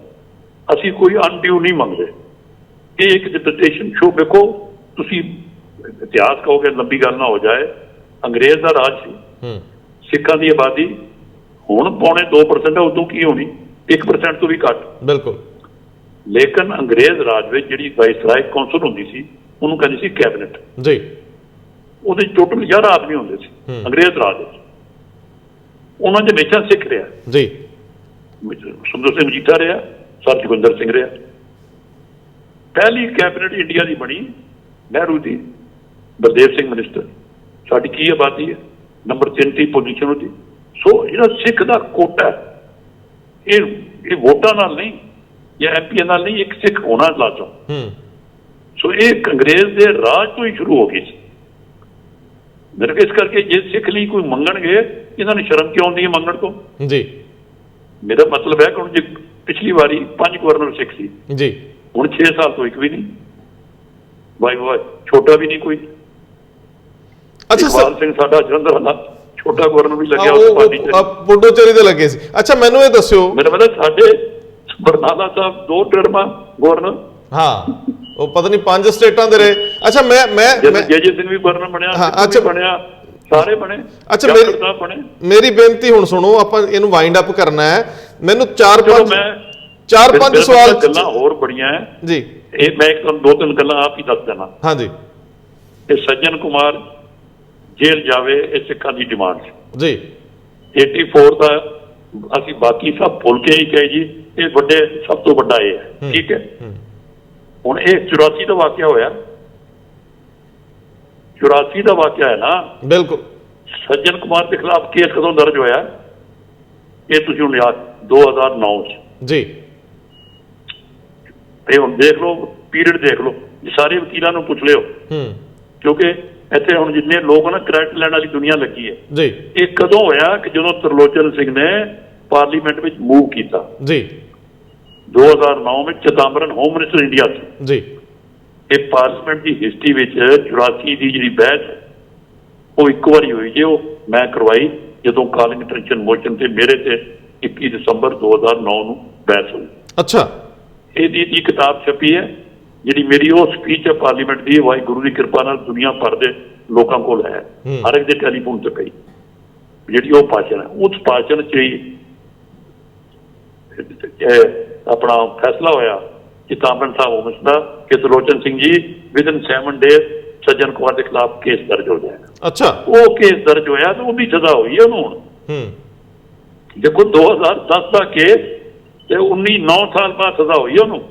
ਦੱਸੋ। ਤੋ ਕੇਸ ਵੀ ਜਿਹੜਾ ਦਰਜ ਹੋਇਆ ਮੇਰੀ ਜਿਹੜੀ ਉਹ ਮੂਵ ਤੇ ਹੋਇਆ ਜੀ। ਸੋ ਇਹ ਮਤਲਬ ਕਿ ਕੋਈ ਮੈਂ ਇਹ ਨਹੀਂ ਕਹਿੰਦਾ ਕਿ ਮੈਂ 30 ਮਾਰ ਖਾਣਾ, ਲੇਕਿਨ ਵਿਉਂਤ ਨਾਲ ਤਰੀਕੇ ਨਾਲ ਉਹਦੀ ਮਨਜ਼ੂਰੀ ਗਵਰਨਮੈਂਟ ਇਹ ਦਰਜ ਕਰਨੀ ਦੇ ਨਹੀਂ ਰਹੀ ਸੀ। ਜਿਹੜਾ ਪਾਰਲੀਮੈਂਟ MP ਹੁੰਦਾ ਨਾ ਜੀ, ਉਹਦੇ ਖਿਲਾਫ ਕੇਸ ਹੋਣਾ ਹੋਵੇ ਪਰਮਿਸ਼ਨ ਦਿੰਦੀ ਸਰਕਾਰ। ਅੱਛਾ। ਸੱਜਣ ਕੁਮਾਰ ਦੀ ਫਾਈਲ ਹੀ ਪਈ ਰਹੀ, ਪਰਮਿਸ਼ਨ ਨਹੀਂ ਦਿੱਤੀ ਗਈ ਕਿ ਉਹਦੇ ਖਿਲਾਫ ਕੇਸ ਦਰਜ ਹੋਵੇ। ਇਹ ਮੈਂ ਪਾਰਲੀਮੈਂਟ ਰੌਲਾ ਪਾਇਆ ਤਾਂ ਇਹ ਪਰਮਿਸ਼ਨ ਮਿਲੀ। ਦੋਸਤੋ, ਜਦੋਂ ਸਰਦਾਰ ਤਰਲੋਚਨ ਸਿੰਘ ਪਿਛਲੇ ਦਿਨਾਂ 'ਚ ਬਾਰ-ਬਾਰ ਇਹ ਕਹਿੰਦੇ ਸੀ ਕਿ ਸਾਡੇ ਮੈਂਬਰ ਪਾਰਲੀਮੈਂਟ ਜੇ ਕੰਮ ਕਰਨਾ ਚਾਹੁੰਦੇ ਆ ਤੇ ਉਹ ਦਿੱਲੀ 'ਚ ਕਰਨ, ਉਹਨਾਂ ਪਲੇਟਫਾਰਮ ਤੋਂ ਆਪਣੀ ਗੱਲ ਮੂਵ ਕਰਨ, ਉਹਨਾਂ ਮੰਤਰਾਲਿਆਂ ਦੇ ਵਿੱਚ ਆਪਣੀ ਗੱਲ ਲਿਖਤ ਰੂਪ ਵਿੱਚ ਰੱਖਣ, ਵਫਦ ਬਣਾ ਕੇ ਜਾਣ, ਕੱਲੇ ਜਾਣ ਔਰ ਕੇਸ ਤਫਸੀਲ ਨਾਲ ਪੇਸ਼ ਕਰਨ, ਕੇਸ ਤਰੀਕੇ ਨਾਲ ਪੇਸ਼ ਕਰਨ ਔਰ ਫਿਰ ਉਹਦੇ ਰਿਜ਼ਲਟ ਆਉਂਦੇ ਆ। ਮੈਂ ਸਰਦਾਰ ਸਾਹਿਬ ਜਾਂਦੇ ਪੁੱਛਣਾ, ਮੈਂ ਤੁਹਾਡੀ ਕਿਤਾਬ 'ਚ ਪੜ੍ਹਦਾ ਸੀ ਕਿ ਤੁਸੀਂ 에ਅਰ ਚੀਫ ਮਾਰਸ਼ਲ ਨੂੰ ਫੀਲਡ ਮਾਰਸ਼ਲ ਜਿਹੜਾ ਉਹ ਰੁਤਬਾ ਦਵਾਇਆ ਮੇਰੇ ਖਿਆਲ ਸਰਦਾਰ ਅਰਜਨ ਸਿੰਘ ਹੋਰਾਂ ਨੂੰ, ਔਰ ਜਿਹੜਾ 에ਅਰ ਚੀਫ ਮਾਰਸ਼ਲ ਸੀਗੇ ਆਪਣੇ ਸਰਦਾਰ ਅਰਜਨ ਸਿੰਘ ਫੀਲਡ। ਹਾਂ ਉਹ ਕੀ ਹੋਇਆ ਜੀ? ਹਾਂਜੀ। ਇੱਥੇ ਇੱਕ ਸਰ ਪੁਸ਼ਪਿੰਦਰ ਸਿੰਘ ਚੋਪੜਾ ਬਹੁਤ ਵੱਡੇ ਸਰਦਾਰ ਹੈ, ਸਰ ਪੁਸ਼ਪਿੰਦਰ ਸਿੰਘ ਦੇ ਬ੍ਰਦਰ ਦੇ son-in-law ਹੈ। ਅੱਛਾ। ਉਹ ਬੜੀ ਵੱਡਾ ਮੈਗਜ਼ੀਨ ਕੱਢਦੇ ਆ ਸਿੱਖਾਂ ਦਾ, ਬੜੀ ਵਨ ਆਫ ਦਾ ਟਾਪ ਸਿੱਖ। ਉਹ ਇੱਕ ਦਿਨ ਮੈਨੂੰ ਬੈਠੇ ਅਸੀਂ ਸ਼ਾਮ ਨੂੰ, ਕਹਿੰਦੇ ਯਾਰ ਤਰਲੋਚਨ ਸਿੰਘ ਇਹ ਚੀਫ ਮਾਰਸ਼ਲ ਅਰਜਨ ਸਿੰਘ ਤੋਂ ਵੱਡਾ ਤਾਂ ਕੋਈ ਪੈਦਾ ਹੀ ਨਹੀਂ ਹੋਇਆ ਤੇ ਇਹਨੂੰ ਕੋਈ ਸਨਮਾਨ ਨਹੀਂ ਮਿਲਿਆ। ਮੈਂ ਕਿਹਾ ਜੀ ਸਨਮਾਨ ਹੈ, ਐਂਬੈਸਡਰ ਰਹਿ ਚੁੱਕੇ, ਪਦਮ ਜੋ ਭੂਸ਼ਣ ਇਹਨੂੰ ਮਿਲਿਆ, ਲੈਫਟੀਨੈਂਟ ਗਵਰਨਰ ਰਹਿ ਚੁੱਕੇ। ਕਹਿੰਦੇ ਨਹੀਂ ਆਰਮੀ ਸਨਮਾਨ, ਹੀ ਸ਼ੁੱਡ ਬੀ ਫੀਲਡ ਮਾਰਸ਼ਲ। ਮੇਰੇ ਦਿਮਾਗ 'ਚ ਗੱਲ ਬੈਠ ਗਈ।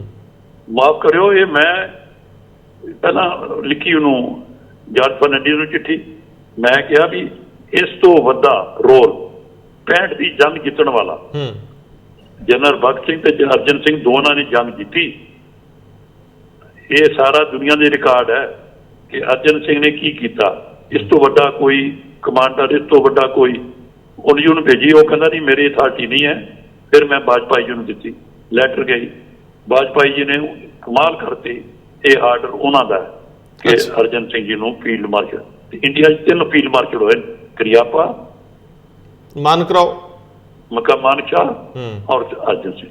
ਅਰਜਨ ਸਿੰਘ ਜੀ ਨੂੰ ਫੀਲਡ ਮਾਰਸ਼ਲ ਆਰਮੀ ਦਾ ਹੁੰਦਾ, ਇਹਨਾਂ ਨੂੰ ਚੀਫ ਆਫ ਜਿਹੜਾ ਉਹ 에ਅਰ ਸਰਵਿਸਿਜ਼ ਆ ਉਹ ਕਰਕੇ ਫੀਲਡ ਮਾਰਸ਼ਲ ਬਣਾਇਆ। ਅੱਛਾ, ਮੈਨੂੰ ਹੁਣ ਦੱਸਿਓ, ਇਹਨਾਂ ਨੂੰ ਪਤਾ ਲੱਗ ਗਿਆ ਅਰਜਨ ਸਿੰਘ ਜੀ ਨੂੰ, ਮੈਨੂੰ ਟੈਲੀਫੋਨ ਕੀਤਾ, ਤਰਲੋਚਨ ਕਹਿੰਦੇ ਤੂੰ ਕਿਤੇ ਕੀ ਕਰਨ ਲੱਗਿਆ, ਤੂੰ ਮੇਰਾ ਕਰਤਾ, ਕੌਣ ਕਰਨਾ, ਕਿਸਨੇ ਕਰਨਾ? ਮੈਂ ਕਿਹਾ ਜੀ ਕੋਈ ਇਗਨੋਰ ਹੀ ਨਹੀਂ ਕਰ ਸਕਦਾ। ਅੱਛਾ। ਤੁਹਾਡਾ ਤੇ ਕਿਸੇ ਨੇ ਇਨੀਸ਼ੀਏਟ ਨਹੀਂ ਕੀਤਾ, ਕਿਹੜੀ ਕੈਬਨਿਟ ਨੂੰ ਰੋਕ ਦੇਗੀ? ਉਹ ਕਹਿੰਦੇ ਤੁਹਾਨੂੰ ਪਤਾ ਹੀ ਆ, ਮੈਨੂੰ ਹੱਸਣ ਲੱਗੇ। ਤੁਹਾਨੂੰ ਪਤਾ ਨਹੀਂ ਕਿ ਅਰਜਨ ਸਿੰਘ ਜੀ ਮਿਨਾਰਟੀ ਕਮਿਸ਼ਨ ਦੇ ਮੈਂਬਰ ਰਹੇ। ਅੱਛਾ। ਇਹ ਮਿਨਾਰਟੀ ਕਮਿਸ਼ਨ ਦੇ ਪਹਿਲੇ ਦੇ ਮੈਂਬਰ ਵੀ ਸਨ ਮੁਰਾਦ ਜੀ ਦੇ ਟਾਈਮ। ਅੱਛਾ। ਮੈਨੂੰ ਹਮੇਸ਼ਾ ਕਹਿੰਦੇ ਤੂੰ ਤਾਂ ਚੇਅਰਮੈਨ ਰਿਹਾ, ਮੈਂ ਤਾਂ ਮੈਂਬਰ ਹੀ ਰਿਹਾ। ਮੈਂ ਕਿਹਾ ਜੀ ਇਹ ਗੁਰੂ ਕਰੇਗਾ, ਇਹ ਡੈਕੋਰੇਸ਼ਨ ਤੁਹਾਨੂੰ ਮਿਲਣੀ ਹੈ ਬਸ। ਮੈਨੂੰ ਇਹ ਦੱਸਿਓ ਕੀਤਾ, ਮਿਲੀ ਹੈ, ਮਿਲੀ। ਸੋ ਬਹੁਤ ਆਫਟਰ ਇਹ ਉਹਦਾ ਰਾਈਟ ਸੀ। ਮੈਨੂੰ ਇਹ ਦੱਸਿਓ, ਰਿਪਰੈਜ਼ੈਂਟ ਵੀ ਕੀਤਾ। ਮੈਨੂੰ ਇਹ ਦੱਸਿਓ ਕਿ ਜਿਹੜੀ ਘੱਟ ਗਿਣਤੀ ਸੰਸਥਾਵਾਂ ਇਹ ਦਾ ਮੇਰੀ ਕਿਤਾਬ 'ਚ ਪ੍ਰਿੰਟਡ ਹੈ। ਘੱਟ ਜਿਹੜੀ ਗਿਣ ਮਰਾਠੀ ਕਮਿਸ਼ਨ ਦੀ ਕਿਤਾਬ ਹੈ ਹਾਂ। ਉਹ ਵੈਬਸਾਈਟ ਤੋਂ ਕੱਢ ਲਿਓ, ਇਹ ਸਾਰਾ ਕੁਝ ਪ੍ਰਿੰਟਡ ਹੈ। ਅੱਛਾ, ਜਿਹੜਾ ਘੱਟ ਮੇਰੇ ਗਿਣਤੀ ਡੀਓ ਦਾ ਜਵਾਬ ਪ੍ਰਾਈਮ ਮਿਨਿਸਟਰ ਦਾ ਉਹ ਨਾਲ ਲੱਗੇ ਨੇ ਉਹ ਵੀ। ਜੀ, ਲੇਕਿਨ ਘੱਟ ਗਿਣਤੀ ਸੰਸਥਾਵਾਂ ਨੂੰ ਜਿਹੜਾ ਤੁਸੀਂ ਦਰਜਾ ਦਵਾਇਆ, ਸਿੱਖ ਸੰਸਥਾਵਾਂ ਨੂੰ ਘੱਟ ਗਿਣਤੀ ਸੰਸਥਾਵਾਂ ਦਾ ਦਰਜਾ, ਇਹ ਕਿੱਦਾਂ ਹੋਂਦ ਵਿੱਚ ਆਉਂਦਾ ਹੈ? ਔਰ ਇੱਕ ਜਿਹੜੀ ਕਿਰਪਾਨ ਦੀ ਇਜਾਜ਼ਤ ਦਾ ਕੇਸ ਸੀ, ਮੈਨੂੰ ਯਾਦ ਆ ਉਦੋਂ ਵੀ ਰੌਲਾ ਰੱਪਾ ਪਿਆ ਸੀ ਕਿ ਜਿਹੜੇ ਸਿੱਖ ਆ ਉਹ ਛੋਟੀ ਕਿਰਪਾਨ ਪਾ ਕੇ 에ਅਰ ਟਰੈਵਲ ਕਰ ਸਕਣ ਔਰ 에ਅਰਪੋਰਟ ਦੇ ਅੰਦਰ ਲੈ ਕੇ ਜਾ ਸਕਣ। ਮਰਾਠੀ ਕਮਿਸ਼ਨ ਸੀ ਨਾ, ਹਾਂਜੀ, ਬੜੇ ਮੈਨੂੰ ਸਿੱਖ ਮਿਲੇ ਜੀ, ਉਹ ਹਵਾਈ ਅੱਡੇ ਜਾਣੇ ਜੀ, ਧੱਕੇ ਪੈਣੇ ਜੀ, ਕਿਰਪਾਨ ਲਾਉਂਦੇ ਜੀ। ਮੈਂ ਹੋਮ ਮਿਨਿਸਟਰੀ ਨੂੰ ਐਜ਼ ਮਰਾਠੀ ਕਮਿਸ਼ਨ ਮੀਟਿੰਗ ਲੈ ਕੇ ਕਰਸਪੋਂਡੈਂਟ ਫੈਸਲਾ ਹੋ ਗਿਆ ਕਿ ਛੋਟੀ ਕਿਰਪਾਨ 6 ਇੰਚ ਜੀ ਹਵਾਈ ਅੱਡਿਆਂ ਤੇ ਅਲਾਉਡ ਹੈ ਔਰ ਇੰਡੀਆ ਦੇ ਅੰਦਰ ਜ਼ਿਆਦਾ ਅਲਾਉਡ ਹੈ, ਫਾਰਮ 'ਚ ਨਹੀਂ। ਅੱਛਾ, ਫਿਰ ਮੈਂ ਕਿਹਾ ਜੀ ਮੈਨੂੰ ਉਹਦਾ ਗਜ਼ਟ ਕਾਪੀ ਦਿਓ। ਗਜ਼ਟ ਕਰਾ ਕੇ ਮੈਂ ਅਜੀਤ ਅਖਬਾਰ 'ਚ ਗਜ਼ਟ ਦੀ ਕਾਪੀ ਛਪਵਾਈ। ਅੱਛਾ, ਤਾਂ ਮੈਂ ਉੱਥੇ ਇਹ ਲਿਖਿਆ ਕਿ ਅੱਜ ਤੋਂ ਬਾਅਦ ਇਹ ਜਿਹੜਾ ਗਜ਼ਟ ਦੀ ਕਾਪੀ ਹੈ ਹਰ ਸਿੱਖ ਆਪਣੇ ਕੋਲ ਰੱਖੇ ਜਿਹਨੇ ਕਿਰਪਾਨ ਪਾਉਣੀ, ਤਾਂ ਕਿ ਉਸ ਤੋਂ ਬਾਅਦ ਕਿਸੇ ਨੂੰ ਕੋਈ ਪੁਲਿਸ ਵਾਲਾ ਰੋਕ ਨਾ ਸਕੇ। ਸੋ ਉਸ ਦਿਨ ਤੋਂ ਲਾਗੂ ਹੈ, ਇਹ ਸਨ 2002 'ਚ ਲਾਗੂ। ਤੇ ਉਹ ਜਿਹੜੀ ਸਿੱਖ ਸੰਸਥਾਵਾਂ ਵਾਲੀ ਮੈਂ ਗੱਲ ਕਰਦਾ, ਉਹਨਾਂ ਨੂੰ ਘੱਟ ਗਿਣਤੀ ਦਾ ਰੁਤਬਾ, ਉਹਦੇ ਕੀ ਅਰਥ ਹੈ? ਦੇਖੋ, ਘੱਟ ਗਿਣਤੀ ਕਮਿਸ਼ਨ ਦੀਆਂ ਜਿਹੜੀਆਂ ਪਾਵਰ ਉਹ ਬੜੀ ਗੁਰੂ ਦੀ ਕਿਰਪਾ ਹੈ, ਕਿਉਂਕਿ ਮੈਂ ਪਹਿਲੀ ਵਾਰੀ ਸਿੱਖ ਬਣਿਆ। ਪਹਿਲੇ ਤਾਂ ਮੈਂ ਜਿੰਨੇ ਇੰਡੀਆ ਦੇ ਘੱਟ ਗਿਣਤੀ ਕਮਿਸ਼ਨ ਹੈ ਇੰਡੀਆ, ਉਹਨਾਂ ਸਾਰਿਆਂ ਸਿੱਖ ਮੈਂਬਰ ਲਵਾਏ। ਅੱਛਾ, ਦੇਹਰਾਦੂਨ ਘੱਟ ਕਮਿਸ਼ਨ ਹੁੰਦਾ ਹੀ ਨਹੀਂ ਸੀ। ਉੱਥੇ ਮੈਂ ਜਾ ਕੇ ਤਿਵਾੜੀ ਸਾਹਿਬ ਚੀਫ ਮਿਨਿਸਟਰ ਘੱਟ ਕਮਿਸ਼ਨ ਬਣਵਾਇਆ, ਇੱਕ ਸਿੱਖ ਚੇਅਰਮੈਨ ਬਣਿਆ।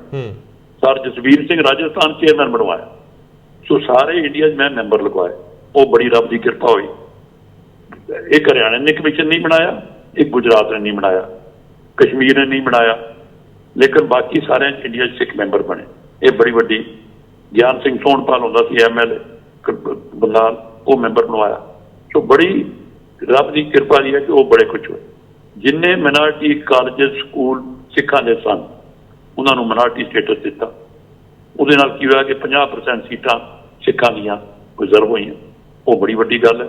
ਦਿੱਲੀ ਦਾ ਹੁਣ ਸਾਡੇ ਜਿਹੜੇ ਕਾਲਜ ਹਨ ਇਹਨਾਂ ਸਾਰਿਆਂ 'ਚ ਮਿਨਾਰਟੀ ਸਟੇਟਸ ਹੈ। ਹੁਣ ਸਾਰੀ ਦਿੱਲੀ ਦੇ ਕਿਸੇ ਕਾਲਜ ਜਾਓ, ਖਾਲਸੇ ਪਗੜੀਆਂ ਵਾਲੇ ਅੰਦਰ ਫਿਰਦੇ ਆ, ਪਹਿਲਾਂ ਇਹ ਹੈ ਨਹੀਂ ਸੀ। ਸੋ ਬੜੀ ਇਹ ਰੱਬ ਦੀ ਕਿਰਪਾ ਹੈ ਕਿ ਅਸੀਂ ਆਪਣੇ ਰਾਈਟ ਲਈ ਲੜ ਕੇ ਅਚੀਵ ਕੀਤਾ ਜੀ। ਹੋਰ ਬੜਾ ਕੁਛ ਹੈ, ਆਪਣਾ ਅਣਗਿਣਤ ਗੱਲਾਂ, ਅਣਗਿਣਤ। ਦੇਖੋ, ਗੁਰੂ ਨਾਨਕ ਸਾਹਿਬ ਦੀ ਰੰਧਾਵਾ ਜੀ ਸਿੱਖਾਂ ਦੀਆਂ ਸਾਰੇ ਇੰਡੀਆ 'ਚ ਇੱਕ ਛੁੱਟੀ ਜੀ, ਗੁਰੂ ਨਾਨਕ ਬਰਥਡੇ। ਮੁਸਲਮਾਨ ਰੋਂਦਾ ਬੜੇ ਨੇ, ਚੀਖਦੇ ਬੜੇ ਨੇ, ਉਹਨਾਂ ਦੀਆਂ 4 ਛੁੱਟੀਆਂ ਮੰਨਦੇ ਹੋ? 4 ਨੈਸ਼ਨਲ ਹਾਲੀਡੇਜ਼ ਹੈ ਇੰਡੀਆ ਦੀਆਂ ਮੁਸਲਮਾਨ ਲਈ ਜੀ।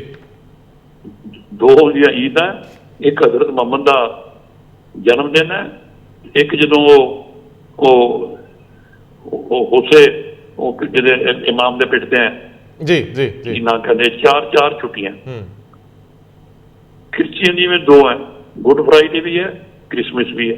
ਸਿੱਖਾਂ ਦੀ ਇੱਕੋ ਹੈ, ਗੁਰੂ ਨਾਨਕ ਬਰਥ। ਸਾਰੀ ਦੁਨੀਆ ਕਹਿੰਦੀ ਸਿੱਖਾਂ ਨੇ ਕੋਈ, ਗੁਰੂ ਤੇਗ ਬਹਾਦਰ ਨੇ ਸਾਰਾ ਹਿੰਦੂ ਧਰਮ ਬਚਾਤਾ, ਗੁਰੂ ਅਰਜਨ ਦੀ ਸ਼ਹੀਦੀ, ਕੋਈ ਛੁੱਟੀ ਇੱਕੋ ਗੁਰੂ ਨਾਨਕ। ਲੇਕਿਨ ਸੁਣ ਕੇ ਹੈਰਾਨ ਹੋ ਗਏ, ਇਹ ਛੁੱਟੀ ਕੇਵਲ ਇੰਡੀਆ ਗੌਰਮੈਂਟ ਦੀ ਹੈ। ਇੰਡੀਆ ਦੀਆਂ ਸਟੇਟਾਂ 'ਚ ਕੋਈ ਛੁੱਟੀ ਗੁਰੂ ਨਾਨਕ ਦੇ ਨਾਂ ਦੀ ਹੈ ਹੀ ਨਹੀਂ। ਅੱਛਾ, ਇਹ ਸਿਰਫ ਪੰਜਾਬ ਤੇ ਹਰਿਆਣਾ। ਸੋ ਮੈਂ ਜਦੋਂ ਬਣਿਆ 'ਚ ਮੈਂ ਇਹ ਸਾਰੀ ਲਿਸਟ ਮੰਗਵਾਈ। ਮੈਂ ਪ੍ਰਾਈਮ ਮਿਨਿਸਟਰ ਨੂੰ ਲਿਖਿਆ, ਮੈਂ ਕਿਹਾ ਦੇਖੋ ਕਿੰਨੀ ਇਸ ਗੱਲ ਤੋਂ ਹੋਰ ਕੀ ਹੋਵੇ, ਇਹ ਕਦਰ ਹੈ ਤੁਹਾਨੂੰ, ਇਹ ਸਟੇਟਾਂ ਛੁੱਟੀ ਹੈ ਹੀ ਨਹੀਂ। ਦੂਸਰਾ, ਇੰਡਸਟਰੀਅਲ ਛੁੱਟੀ ਹੁੰਦੀ ਹੈ ਇੱਕ ਜੀ, ਜਿਹਦੇ ਚੱਕਣਾ ਪੈਂਦਾ ਵੀ ਇਹ ਜਿਹੜਾ ਬੰਦਾ ਕਿਧਰ ਹੀ ਹੈ ਉਹਨੂੰ ਵੀ ਇਸਦੇ ਪੈ ਤਨਖਾਹ ਮਿਲਦੀ ਜੀ। ਇਹ ਮੈਂ ਆਰਡਰ ਕਢਵਾਏ, ਸਾਰੀਆਂ ਸਟੇਟਾਂ ਦੇ CM ਨੂੰ ਮੈਂ ਲਿਖਿਆ, ਉਹਨਾਂ ਸਾਰਿਆਂ ਦੀ ਲੈਟਰ ਮੈਂ ਕਿਤਾਬ ਵਿੱਚ ਛਾਪੇ, ਹਰ ਸਟੇਟ ਵਿੱਚ ਗੁਰੂ ਨਾਨਕ ਦੀ ਛੁੱਟੀ ਸਟੇਟਾਂ 'ਚ ਫਿਰ ਮੈਂ ਕਰਵਾਈ ਜੀ। ਈਵਨ ਮੋਦੀ ਜੀ CM ਸੀ ਗੁਜਰਾਤ, ਉਹਨਾਂ ਦੀ ਲੈਟਰ ਲੱਗੀ ਹੈ ਕਿ ਮੈਂ ਤੇਰੀ ਚਿੱਠੀ ਆਈ, ਮੈਂ ਛੁੱਟੀ ਡਿਕਲੇਅਰ ਕਰ ਦਿੱਤੀ। ਅੱਛਾ, ਕਰਨਾਟਕ ਦੀ ਕਰਾਤੀ, ਕੇਰਲ ਦੀ ਕਰਾਤੀ, ਬੰਬੇ ਹੋਈ, ਸਾਰਿਆਂ ਦਾ ਗੁਰੂ ਨਾਨਕ ਸਾਹਿਬ ਦੀ ਛੁੱਟੀ। ਸੋ ਸਾਡੀ ਗੱਲ ਇਹ ਅਪਰੋਚ ਕਰੋ, ਕੌਣ ਨਾ ਕਰਦਾ। CM ਨੂੰ ਪਤਾ ਹੀ ਨਹੀਂ ਸੀ ਕਿਸੇ ਨੂੰ ਕਿ ਸਾਡੇ ਛੁੱਟੀ ਹੈ ਨਹੀਂ, ਲੋਕਾਂ ਨੇ ਕਰਤੀ। ਅੱਛਾ, ਹੁਣ ਸੋ ਗੱਲ ਜਦ ਤੁਸੀਂ ਸ਼ੁਰੂ ਕੀਤੀ ਜੀ ਕਿ ਬਿਨਾਂ ਲੜਾਈ ਝਗੜੇ ਤੋਂ ਠੀਕ ਅਪਰੋਚ ਕਰੋ, ਜਿਹਨੇ ਕੰਮ ਕਰਨਾ ਉਹਦੇ ਕੋਲ ਜਾਓ। ਅੱਛਾ, ਦੋ ਗੱਲਾਂ ਸਰ ਰਹਿ ਗਈਆਂ ਜਿਹੜੀਆਂ ਮੈਨੂੰ ਲੱਗਦਾ ਮੈਨੂੰ ਕਰਨੀਆਂ ਗੱਲਾਂ ਤੇ ਹਜ਼ਾਰਾਂ ਹੋਣਗੀਆਂ ਕਰਨ ਵਾਲੀਆਂ, ਜਿਹੜੀਆਂ ਬਹੁਤ ਜ਼ਰੂਰੀ ਆ। ਇਹ ਉਹ ਪ੍ਰੇਰਨਾ ਵਜੋਂ ਹੀ ਨੇ ਕਿ ਜੇਕਰ ਕੋਈ ਵੀ ਬੰਦਾ ਕਿਸੇ ਅਹੁਦੇ ਤੇ ਆ ਜਾਂ ਅਹੁਦੇ ਤੇ ਨਹੀਂ ਵੀ ਆ, ਜੇਕਰ ਉਹ ਸਹੀ ਤਰੀਕੇ ਨਾਲ ਕਿਸੇ ਕੇਸ ਨੂੰ ਪੁੱਟ ਅਪ ਕਰਦਾ ਹੈ ਜਾਂ ਪੇਸ਼ ਕਰਦਾ ਹੈ, ਪ੍ਰੈਜ਼ੈਂਟ ਕਰਦਾ ਹੈ, ਤੇ ਉਹਦੇ ਰਿਜ਼ਲਟ ਆਉਂਦੇ ਆ। ਸੋ ਸਰ ਦੋ ਗੱਲਾਂ ਨੇ, ਇੱਕ ਤਾਂ ਇਹ ਹੈਗੀ ਆ ਕਿ ਤੁਸੀਂ ਜਿਹੜੀ ਦੂਜੀ ਭਾਸ਼ਾ, ਪੰਜਾਬੀ ਨੂੰ ਦੂਜੀ ਭਾਸ਼ਾ ਦਾ ਦਰਜਾ ਦਿਵਾਉਣ ਦੀ ਗੱਲ ਕਰਦੇ ਪਏ ਹੋ ਹਰਿਆਣੇ 'ਚ, ਤੇ ਦੂਜਾ ਸ਼ਾਇਦ ਦਿੱਲੀ 'ਚ ਕਰਦੇ ਹੋ।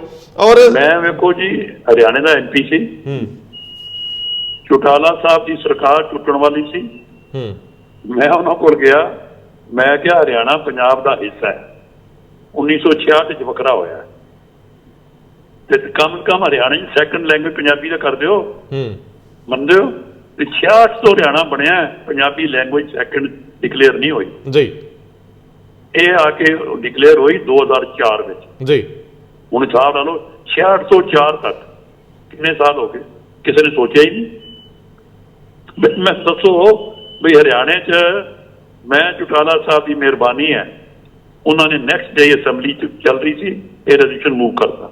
ਅੱਛਾ, ਸੈਕੰਡ ਲੈਂਗੁਏਜ ਹਰਿਆਣੇ ਦੀ 2004 ਵਿੱਚ ਅਸੈਂਬਲੀ 'ਚ ਪਾਸ ਹੋਈ। ਅੱਛਾ, ਸਮਾਂ ਬਿਲਕੁਲ ਇਸ ਤਰ੍ਹਾਂ ਹੀ ਦਿੱਲੀ 'ਚ ਸੈਕੰਡ ਲੈਂਗੁਏਜ ਨਹੀਂ ਸੀ। ਹਾਂ, ਮੈਂ ਟੇਕ ਅਪ ਕੀਤਾ ਤੇ ਅਡਵਾਨੀ ਜੀ ਹੋਮ ਮਿਨਿਸਟਰ ਸੀ ਜੀ। ਫਾਈਲ ਆਂਦਾ ਚਲਦੀ ਰਹੀ, ਬੈਠੋ ਬੜੇ ਚਿਰ ਤੋਂ ਇਹ ਚੱਲਦੀ ਸੀ ਜੀ, ਔਰ ਬੜੇ ਲੋਕਾਂ ਨੇ, ਤੁਸੀਂ ਪੜ੍ਹੇ ਵੀ ਹੋਣਾ, ਕਹਿੰਦੇ ਕ੍ਰੈਡਿਟ ਲੈਣੇ, ਕੁਛ ਛੱਡੋ। ਮੈਂ ਐਜ਼ ਮਿਨਾਰਟੀ ਕਮਿਸ਼ਨ ਇਹ ਮੀਟਿੰਗ ਹੋਮ ਮਿਨਿਸਟਰੀ 'ਚ ਕਰਵਾਈ, ਅਡਵਾਨੀ ਜੀ ਨੇ ਪ੍ਰੀਜ਼ਾਈਡ ਕੀਤੀ। ਉਹ ਜਿਹੜੀ ਰਿਪੋਰਟ ਪੈਂਡਿੰਗ ਪਈ ਸੀ ਮੰਗਵਾਈ ਗਈ। ਉਹਨਾਂ ਨੂੰ ਕਹਿਣਾ ਨਹੀਂ ਚਾਹੀਦਾ, ਉਹਦੇ 'ਚ ਲਿਖਿਆ ਸੀ ਕਿ ਉਰਦੂ ਔਰ ਪੰਜਾਬੀ ਦੋਨੋਂ ਸੈਕੰਡ ਲੈਂਗੁਏਜ ਹੋਣਗੀਆਂ। ਅੱਛਾ, ਸੋ ਇਹ ਕਿਸੇ ਕਰਕੇ ਰੁਕੀ ਹੋਣੀ, ਪਰ ਮੈਂ ਅਡਵਾਨੀ ਜੀ ਨੂੰ ਦੱਸ ਦੇਣਾ ਕਿ ਅਡਵਾਨੀ ਜੀ ਨੇ ਉਸ ਮੀਟਿੰਗ ਵਿੱਚ ਸਾਰੇ ਲੋਕ ਬੁਲਾਏ, ਦਿੱਲੀ ਗੁਜ਼ਾਰਾ ਕਮੇਟੀ ਵਾਲੇ ਵੀ, ਦੂਜੇ ਸਭ ਬਿਠਾਏ, ਔਰ ਉੱਥੇ ਪਾਸ ਹੋਇਆ ਕਿ ਦਿੱਲੀ ਵਿੱਚ ਪੰਜਾਬੀ ਔਰ ਇਹ ਦੋਨੋਂ। ਅੱਛਾ, ਇਹ ਉਸ ਦਿਨ ਤੋਂ ਲਾਗੂ ਹੋਈ ਹੈ, ਅਡਵਾਨੀ ਜੀ ਦੀ ਪ੍ਰੈਜ਼ਾਈਡ ਔਰ ਦਿੱਲੀ ਚ। ਇੱਕ ਸਿਰਫ ਲਾਸਟ ਗੱਲ ਜਿਹੜੀ ਮੈਨੂੰ ਬਹੁਤ ਸਮਝਣੀ ਹੈ ਤੇ ਮੈਨੂੰ ਲੱਗਣ ਡਈ ਹੈ ਕਿ ਮੈਨੂੰ ਕਰਨੀ ਚਾਹੀਦੀ ਹੈ, ਉਹ ਇਹ ਆ ਕਿ ਜਿਹੜੀ ਸੰਵਿਧਾਨ ਰਿਵਿਊ ਕਮੇਟੀ ਦਾ ਤੁਸੀਂ ਜ਼ਿਕਰ ਕਰਦੇ ਹੋ, ਤੇ ਧਾਰਾ 25 ਵਾਲਾ ਮਸਲਾ ਜਿਹੜਾ ਅਜੇ ਵੀ ਪੈਂਡਿੰਗ ਆ, ਇਹ ਕੀ ਹੈ ਤੇ ਕਿੱਦਾਂ ਸੀ? ਕਿਉਂਕਿ ਸਾਡੇ ਕੋਲ ਮਿੰਟ ਇੱਕ ਅੱਧਾ ਹੀ ਹੈ। ਦੇਖੋ ਰੰਧਾਵਾ ਜੀ, ਇਹ ਇੱਕ ਬੜਾ ਵੱਡਾ ਸਿੱਖਾਂ ਦਾ ਪੋਲੀਟੀਕਲ ਸਲੋਗਨ ਹੈ ਜੀ। ਤੁਹਾਨੂੰ ਯਾਦ ਹੋਣਾ, ਅਕਾਲੀ ਦਲ ਨੇ ਇਸ ਤੇ ਧਰਮ ਯੁੱਧ ਐਲਾਨ ਤੋਂ ਪਹਿਲਾਂ ਇਹ ਹੀ ਐਲਾਨ ਕੀਤਾ ਸੀ। ਇਹ ਪਾੜੀ ਵੀ ਸੀ ਜੀ ਕੋਈ, ਇਹ ਬਾਦਲ ਸਾਹਿਬ ਗਏ ਉੱਥੇ, ਇਹ ਫਾੜ ਕੇ ਅਰੈਸਟ ਵੀ ਹੋ ਗਏ। ਹਾਂ, ਮਰ ਅਕਾਲੀ ਦਲ ਦਾ ਜਿਹੜਾ ਸਿਧਾਂਤ, ਇੱਕ ਜਿਹੜਾ ਵੱਡਾ ਇਸ਼ੂ ਇਹ ਸੀ ਧਾਰਾ 25, ਸਿੱਖ ਗੁਲਾਮ ਹੋ ਗਏ, ਸਿੱਖਾਂ ਨੂੰ ਹਿੰਦੂਆਂ ਜੜਤਾ ਗਿਆ, ਇਹਦੇ 'ਚ ਉਹ ਲਿਖਿਆ ਗਿਆ। ਸੋ ਇਹ ਸਾਡਾ ਇੱਕ ਪੋਲੀਟੀਕਲ ਸਲੋਗਨ ਹੈ ਜੀ। ਪਰ ਇਹਨੂੰ ਅੱਜ ਤੱਕ ਸਿੱਖਾਂ ਨੇ, ਲੀਡਰਸ਼ਿਪ ਨੇ, ਜਦੋਂ ਰਾਜ ਵੀ ਕਰਦੇ ਨੇ, ਕੋਸ਼ਿਸ਼ ਨਹੀਂ ਕੀਤੀ ਇਹਨੂੰ ਠੀਕ ਕਰਾ ਸਕੀ। ਮਾਫ ਕਰਿਓ, ਮੈਂ ਲਫ਼ਜ਼ ਗਲਤ ਨਾ ਬੋਲ ਗਿਆ। ਨਹੀਂ, ਠੀਕ ਬੋਲੇ। ਮੇਰਾ ਮਤਲਬ ਹੈ ਕਿ ਤੁਹਾਡੇ ਸਾਹਮਣੇ ਰਾਜ ਕਿੰਨੀ ਵਾਰੀ ਆ ਲਿਆ, ਔਰ ਇਹ ਕੋਈ ਅਕਾਲੀ ਜਾਂ ਕਾਂਗਰਸੀ ਕਿਉਂ ਨਹੀਂ, ਸਿੱਖੀ ਕਿਉਂ ਹੈ। ਔਰ ਰਾਜ ਅਸੀਂ ਕਈ ਵਾਰ ਵੀ ਰਹਿ ਚੁੱਕੇ ਉੱਪਰ ਕਈ ਵਾਰੀ। ਪਰ ਮੈਂ ਕੀ ਕੀਤਾ ਕਿ 2001 ਵਿੱਚ, ਤੁਹਾਨੂੰ ਹੈ ਹਿਸਟਰੀ, ਵਾਜਪਾਈ ਜੀ ਦੀ ਮਿਹਰਬਾਨੀ, ਇਹਨਾਂ ਨੇ ਇੱਕ ਕਮਿਸ਼ਨ ਬਣਾਇਆ, ਉਹਦਾ ਨਾਮ ਸੀ ਕਨਸਟੀਟਿਊਸ਼ਨਲ ਰਿਵਿਊ ਕਮਿਸ਼ਨ। ਅੱਛਾ। General justice Venkatachaliah, retired chief justice India, ਉਹਦਾ ਮੈਂਬਰ ਸੀ, ਉਹਦਾ ਚੇਅਰਮੈਨ ਸੀ। ਇਹ ਕਮਿਸ਼ਨ ਵਿੱਚ ਜੱਜ ਸਨ ਸੁਪਰੀਮ ਕੋਰਟ ਦੇ ਹੋਰ ਕਈ, ਔਰ ਇਹ ਕਮਿਸ਼ਨ ਸਾਰੇ ਇੰਡੀਆ 'ਚ ਘੁੰਮਿਆ ਵੀ ਤਾਂ ਕਿ ਲੋਕਾਂ ਦੀ ਰਾਏ ਲਈ ਜਾਵੇ ਕਿ ਹਿੰਦੁਸਤਾਨ ਦੇ ਕਨਸਟੀਟਿਊਸ਼ਨ ਵਿੱਚ ਕੀ ਕੀ ਅਮੈਂਡਮੈਂਟ ਹੋਵੇ ਜੀ। ਮੈਂ ਐਜ਼ ਚੇਅਰਮੈਨ ਮਿਨਾਰਟੀ ਕਮਿਸ਼ਨ ਇਸ ਕਮਿਸ਼ਨ ਦੇ ਸਾਹਮਣੇ ਪੇਸ਼ ਹੋਇਆ। ਅੱਛਾ। ਕਮਿਸ਼ਨ ਦੇ ਰਿਕਾਰਡ ਵਿੱਚ ਸਭ ਕੁਝ ਦਰਜ ਹੈ। ਜੋ ਮੈਂ ਪਟੀਸ਼ਨ ਕੀਤੀ ਹੈ ਮੇਰੀ ਉਹ ਕਿਤਾਬ ਵਿੱਚ ਦਰਜ ਹੈ। ਅੱਛਾ। ਬਰਗੜ ਚਲੇਗੇ ਸਾਹਿਬ ਦੇ ਜੋ ਮੈਨੂੰ ਲੈਟਰ ਆਏ ਉਹ ਵੀ ਦਰਜਨ ਕਿਤਾਬ ਕਿ ਮੇਰੀ ਕਰਸਪੋਂਡੈਂਟ ਕੀ ਹੋਈ, ਉਹਨਾਂ ਨੇ ਮੈਨੂੰ ਜਵਾਬ ਕੀ ਪਾਏ, ਉਹਨਾਂ ਨੇ ਐਪਰੀਸ਼ੀਏਟ ਕੀਤੀ ਮੇਰੀ ਆਰਗੂਮੈਂਟ, ਉਹ ਵੀ ਲਿਖਿਆ ਕਿ I appreciate your views. Commission ਨੇ ਆਪਣੀ ਰਿਪੋਰਟ ਦੇ ਦਿੱਤੀ। ਅੱਛਾ। ਕਮਾਲ ਹੈ। ਉਸ ਰਿਪੋਰਟ 'ਚ ਉਹਨਾਂ ਨੇ ਲਿਖਤਾ ਕਿ ਧਾਰਾ 25 ਨੂੰ ਇਸ ਤਰ੍ਹਾਂ ਅਮੈਂਡ ਕਰਤਾ ਜਾਏ। ਅੱਛਾ। ਜਿਹੜੀ ਸਾਡੀ ਡਿਮਾਂਡ ਸੀ ਉਹਨਾਂ ਨੇ ਐਕਸੈਪਟ ਕਰ ਲਈ ਔਰ ਉਹ ਵੀ ਰਿਪੋਰਟ ਦੇ ਦਿੱਤੀ। ਜਦੋਂ ਉਹ ਰਿਪੋਰਟ ਆਈ, ਮੈਂ ਉਹ ਰਿਪੋਰਟ ਦੀ ਕਾਪੀ ਸਾਰੇ ਸਿੱਖ MPs ਨੂੰ ਭੇਜੀ, ਨਾਲ ਲੈਟਰ ਲਿਖਿਆ ਵੀ ਇਹ ਅੱਜ ਰਿਪੋਰਟ ਆ ਗਈ ਹੈ, ਹੁਣ ਤੁਸੀਂ ਪਾਰਲੀਮੈਂਟ 'ਚ ਇਹਨੂੰ ਲਾਗੂ ਕਰਾ ਦਿਓ। ਜੀ। ਕਿਸੇ ਨੇ ਕੁਝ ਨਹੀਂ ਕੀਤਾ। ਜਦੋਂ ਮੈਂ MP ਬਣ ਗਿਆ ਉਸ ਤੋਂ ਬਾਅਦ ਮੈਂ 2004 'ਚ MP ਬਣਦਾ, ਤਾਂ ਮੈਂ ਇਹ ਪ੍ਰਾਈਵੇਟ ਮੈਂਬਰ ਅਮੈਂਡਮੈਂਟ ਕਰਕੇ ਪਰਮਿਸ਼ਨ ਲੈ ਕੇ ਬਿੱਲ ਮੂਵ ਕਰਤਾ। ਅੱਛਾ। ਮਤਲਬ ਕਿ ਮੈਂ ਪਾਰਲੀਮੈਂਟ 'ਚ ਧਾਰਾ 25 ਦੀ ਅਮੈਂਡਮੈਂਟ ਐਜ਼ ਰਿਕਮੈਂਡਡ ਬਾਈ ਜਸਟਿਸ ਪੰਚਾਰੀਆ ਕਮਿਸ਼ਨ ਉਹ ਮੂਵ ਕਰਤੀ। ਔਰ ਜਦੋਂ ਪਾਰਲੀਮੈਂਟ ਜਿਹੜਾ ਪ੍ਰਾਈਵੇਟ ਮੈਂਬਰ ਬਿੱਲ ਹੁੰਦਾ ਨਾ, ਦੇਖੋ ਕਮਾਲ ਰੱਬ ਦੀ ਕਿਰਪਾ, ਆਨੰਦ ਮਹਿਲ ਜਦੋਂ ਵਾਰੀ ਆ ਗਈ ਉਹ ਪਾਸ ਵੀ ਹੋ ਗਿਆ। ਇਹ ਪਾਰਲੀਮੈਂਟ 'ਚੋਂ ਇੱਕ ਲਾਟਰੀ ਨਿਕਲਦੀ ਹੈ, ਕਿਉਂਕਿ ਸਿਰਫ ਸ਼ੁੱਕਰਵਾਰ ਦਿਨ ਆਉਂਦਾ ਹੈ ਜਿੱਦਣ ਇਹ ਪ੍ਰਾਈਵੇਟ ਮੈਂਬਰ ਬਿੱਲ ਆਉਂਦੇ। ਉਹ ਪਏ ਉਹਨਾਂ ਨੂੰ, ਕਈਆਂ ਦੇ ਵਾਰੀ ਨਹੀਂ ਆਉਂਦੀ। ਮੇਰੀ 2 ਵਾਰੀ ਆਈ। 2 ਵਾਰੀ ਮੇਰੀ ਵਾਰੀ ਆਈ। ਅਮਤੁੱਲੇ ਮਿਨਿਸਟਰ ਹੁੰਦੇ ਸੀ ਮਿਨਾਰਟੀ ਤੇ। ਇੱਕ ਵਾਰੀ ਆਈ ਮੇਰੇ ਕੋਲੋਂ ਮੇਰੀ ਸੀਟ ਤੇ ਆ ਗਿਆ। MS ਗਿੱਲ ਵੀ ਉੱਥੇ ਬੈਠਾ ਸੀ। ਉਹ ਕਹਿੰਦਾ ਜੀ ਤੁਸੀਂ ਅੱਜ ਇਹ ਬਿੱਲ ਮੂਵ ਨਾ ਕਰੋ। ਮੈਂ ਕਿਹਾ ਕਿਉਂ? ਕਹਿੰਦਾ ਕੈਬਨਿਟ ਨੇ ਫੈਸਲਾ ਕੀਤਾ ਕਿ ਅਸੀਂ ਤੁਹਾਨੂੰ ਅਪੋਜ਼ ਕਰਾਂ। ਮੈਂ ਕਿਹਾ ਕਿਉਂ? ਕਹਿੰਦੇ ਹਾਲਾਂ ਇਹ ਸਾਡੀ ਪਾਲਿਸੀ 'ਚ ਨਹੀਂ ਹੈ, ਤੁਸੀਂ ਮੈਨੂੰ ਥੋੜੇ ਜਿਹੇ ਦਿਨ ਦਿਓ ਕਿ ਮੈਂ ਤੁਹਾਡਾ ਇਹ ਮਸਲਾ ਹੱਲ ਮੈਂ ਹੀ ਕਰਾਂਗਾ। ਇਹ ਮੁਸਲਮਾਨ ਸੀ। ਅੱਛਾ। ਇਹ ਪਹਿਲਾਂ ਉੱਥੇ ਚੀਫ ਮਿਨਿਸਟਰ ਰਿਹਾ ਬੰਬੇ। ਠੀਕ ਹੈ। ਹੁਣ ਵਿਚਾਰੇ ਦੀ ਡੈਥ ਹੋ ਗਈ ਹੈ। ਸੋ ਉਹਨੇ ਉਸ ਦਿਨ ਸਾਡਾ ਇਹ ਬਿੱਲ ਮੂਵ ਨਹੀਂ ਹੋਣ ਦਿੱਤਾ ਜਦੋਂ ਮੇਰੀ ਵਾਰੀ। ਇੱਕ ਵਾਰੀ ਫਿਰ ਵਾਰੀ ਆ ਗਈ। ਉਦੋਂ ਵਾਰੀ ਹੋਣੀ ਤੇ ਪਾਸ ਵੀ ਹੋ ਜਾਣਾ ਸੀ, ਕਿਉਂਕਿ ਮੈਂ ਸਾਰੀ BJP ਸਭ ਨੂੰ ਮਨਾ ਰੱਖਿਆ ਸੀ। ਮੈਂ ਸਭ ਤੋਂ ਵੱਡੀ ਗੱਲ ਇਹ ਕਿ ਹਾਊਸ ਸਾਰੇ ਨੂੰ ਮੈਂ ਮੇਰੀਆਂ ਸਪੀਚਾਂ ਸੁਣੀਆਂ ਨਹੀਂ, ਕਦੇ ਸੁਣਿਓ। ਮੈਂ ਇਹ ਡਿਬੇਟ ਜਦੋਂ ਮੈਂ ਬੋਲਦਾ ਸੀ ਸਾਰੇ ਹਾਊਸ ਨੂੰ ਮੈਂ ਕੈਰੀ ਕਰਦਾ। ਅੱਛਾ। ਮੇਰੀ ਇੱਕ ਜਿਹੜੀ ਸਭ ਤੋਂ ਵੱਡੀ ਅਚੀਵਮੈਂਟ ਇਹ ਹੈ ਕਿ ਮੈਂ ਐਜ਼ ਮੈਂਬਰ ਪਾਰਲੀਮੈਂਟ ਸਾਰੇ ਲੋਕਾਂ ਨੂੰ ਸਿੱਖ ਹਿਸਟਰੀ ਤੋਂ ਜਾਣੂ ਕਰਾਇਆ। ਜੀ। ਦੇਖੋ ਇਹ ਨਾ ਐਮਪੀਆਂ ਨੂੰ ਪਤਾ ਹੀ ਨਹੀਂ ਆਜ਼ਾਦੀ ਕਦੋਂ ਆਈ, ਸਿੱਖਾਂ ਨੇ ਕੀ ਕੁਰਬਾਨੀ। ਮੈਂ ਵਿਚਾਰ ਸਪੀਚ ਗੱਲਾਂ ਕਰ ਕਰਕੇ ਦੱਸਦਾ। ਜਿੱਦਣ ਮੇਰੀ ਵਾਰੀ ਆਈ ਇਸ ਬਿੱਲ ਦੀ, ਉਦੋਂ ਝਗੜਾ ਹੋ ਗਿਆ BJP ਔਰ ਕਾਂਗਰਸ। ਅੱਛਾ। ਤੇ ਹਾਊਸ ਹੀ ਅਡਜਰਨ ਹੋ ਗਿਆ। ਫਿਰ ਲੰਘ ਗਿਆ। ਫਿਰ ਮੈਂ ਰਿਟਾਇਰ ਹੋ ਗਿਆ। ਜਦੋਂ ਰਿਟਾਇਰ ਹੋ ਬਿੱਲ ਮੇਰਾ ਦਾ ਖਤਮ ਹੋ ਜਾਂਦਾ। ਸੋ ਇਹ ਬਿੱਲ ਪਾਸ ਹੋਣਾ ਹੈ ਪਾਰਲੀਮੈਂਟ।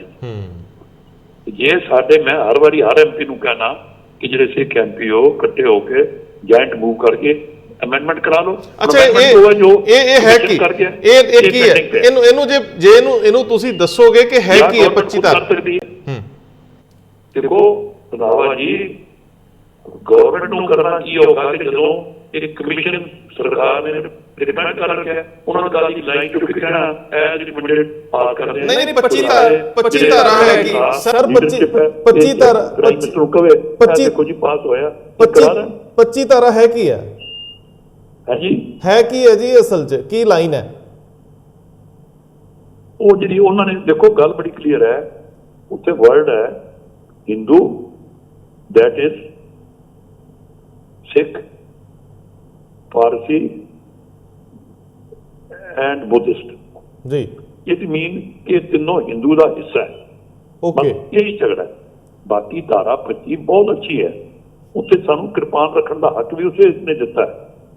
25 ਚ ਇਹ ਲਿਖਿਆ ਹੈ ਕਿ ਹਰ ਧਰਮ ਨੂੰ ਧਾਰਮਿਕ ਆਜ਼ਾਦੀ ਹੈ। ਸੋ 25 ਧਾਰਾ ਬਹੁਤ ਕਾਮਯਾਬ ਚੀਜ਼ ਹੈ ਜਿਹੜੀ ਸਾਡੇ ਹੱਕ 'ਚ ਹੈ। ਲੇਕਿਨ ਇੱਕੋ ਇਹ ਲਾਈਨ ਹੈ ਜਿੱਥੇ ਵਰਡ ਹੈ ਦੈਟ ਇਜ਼। ਤਾਂ ਮੈਂ ਕਮਿਸ਼ਨ ਨੂੰ ਕਿਹਾ ਬਜਾਏ ਦੈਟ ਇਜ਼ ਦੇ ਕਾਮਾ ਪਾ ਦਿਓ। ਜਦੋਂ ਕਾਮਾ ਪੈਂਦਾ ਇਹ ਵੀ ਚਾਰੋਂ ਇਕੁਅਲ ਹੋ ਗਏ। ਬਸ ਇਹ ਕਮਿਸ਼ਨ ਨੇ ਲਿਖਤਾ। ਹੁਣ ਮੈਂ ਕਿਹਾ ਕਿ ਵਰਡ ਦੈਟ ਇਜ਼ ਕੱਢ ਦਿਓ, ਹਿੰਦੂ ਕਾਮਾ, ਸਿੱਖ ਕਾਮਾ ਐਂਡ ਬੁੱਧਿਸਟ। ਬਸ ਇਨਮੀ ਚਾਰੋਂ ਬਰਾਬਰ ਹੋ ਗਏ। ਬਿਲਕੁਲ ਬਿਲਕੁਲ। ਪਹਿਲੀ ਗੱਲ ਜੇ ਕੋਈ ਹੋਰ ਔਖੀ ਗੱਲ ਹੈ ਹੀ ਨਹੀਂ। ਮੈਂ ਹੀ ਸਮਝਿਆ, ਮੈਂ ਹੀ ਇਸ ਨੂੰ ਇਸ ਤਰ੍ਹਾਂ ਪੁੱਟ ਕੀਤਾ ਜੀ। ਤੇ ਹੁਣ ਵੀ ਇਹੀ ਗੱਲ ਹੈ।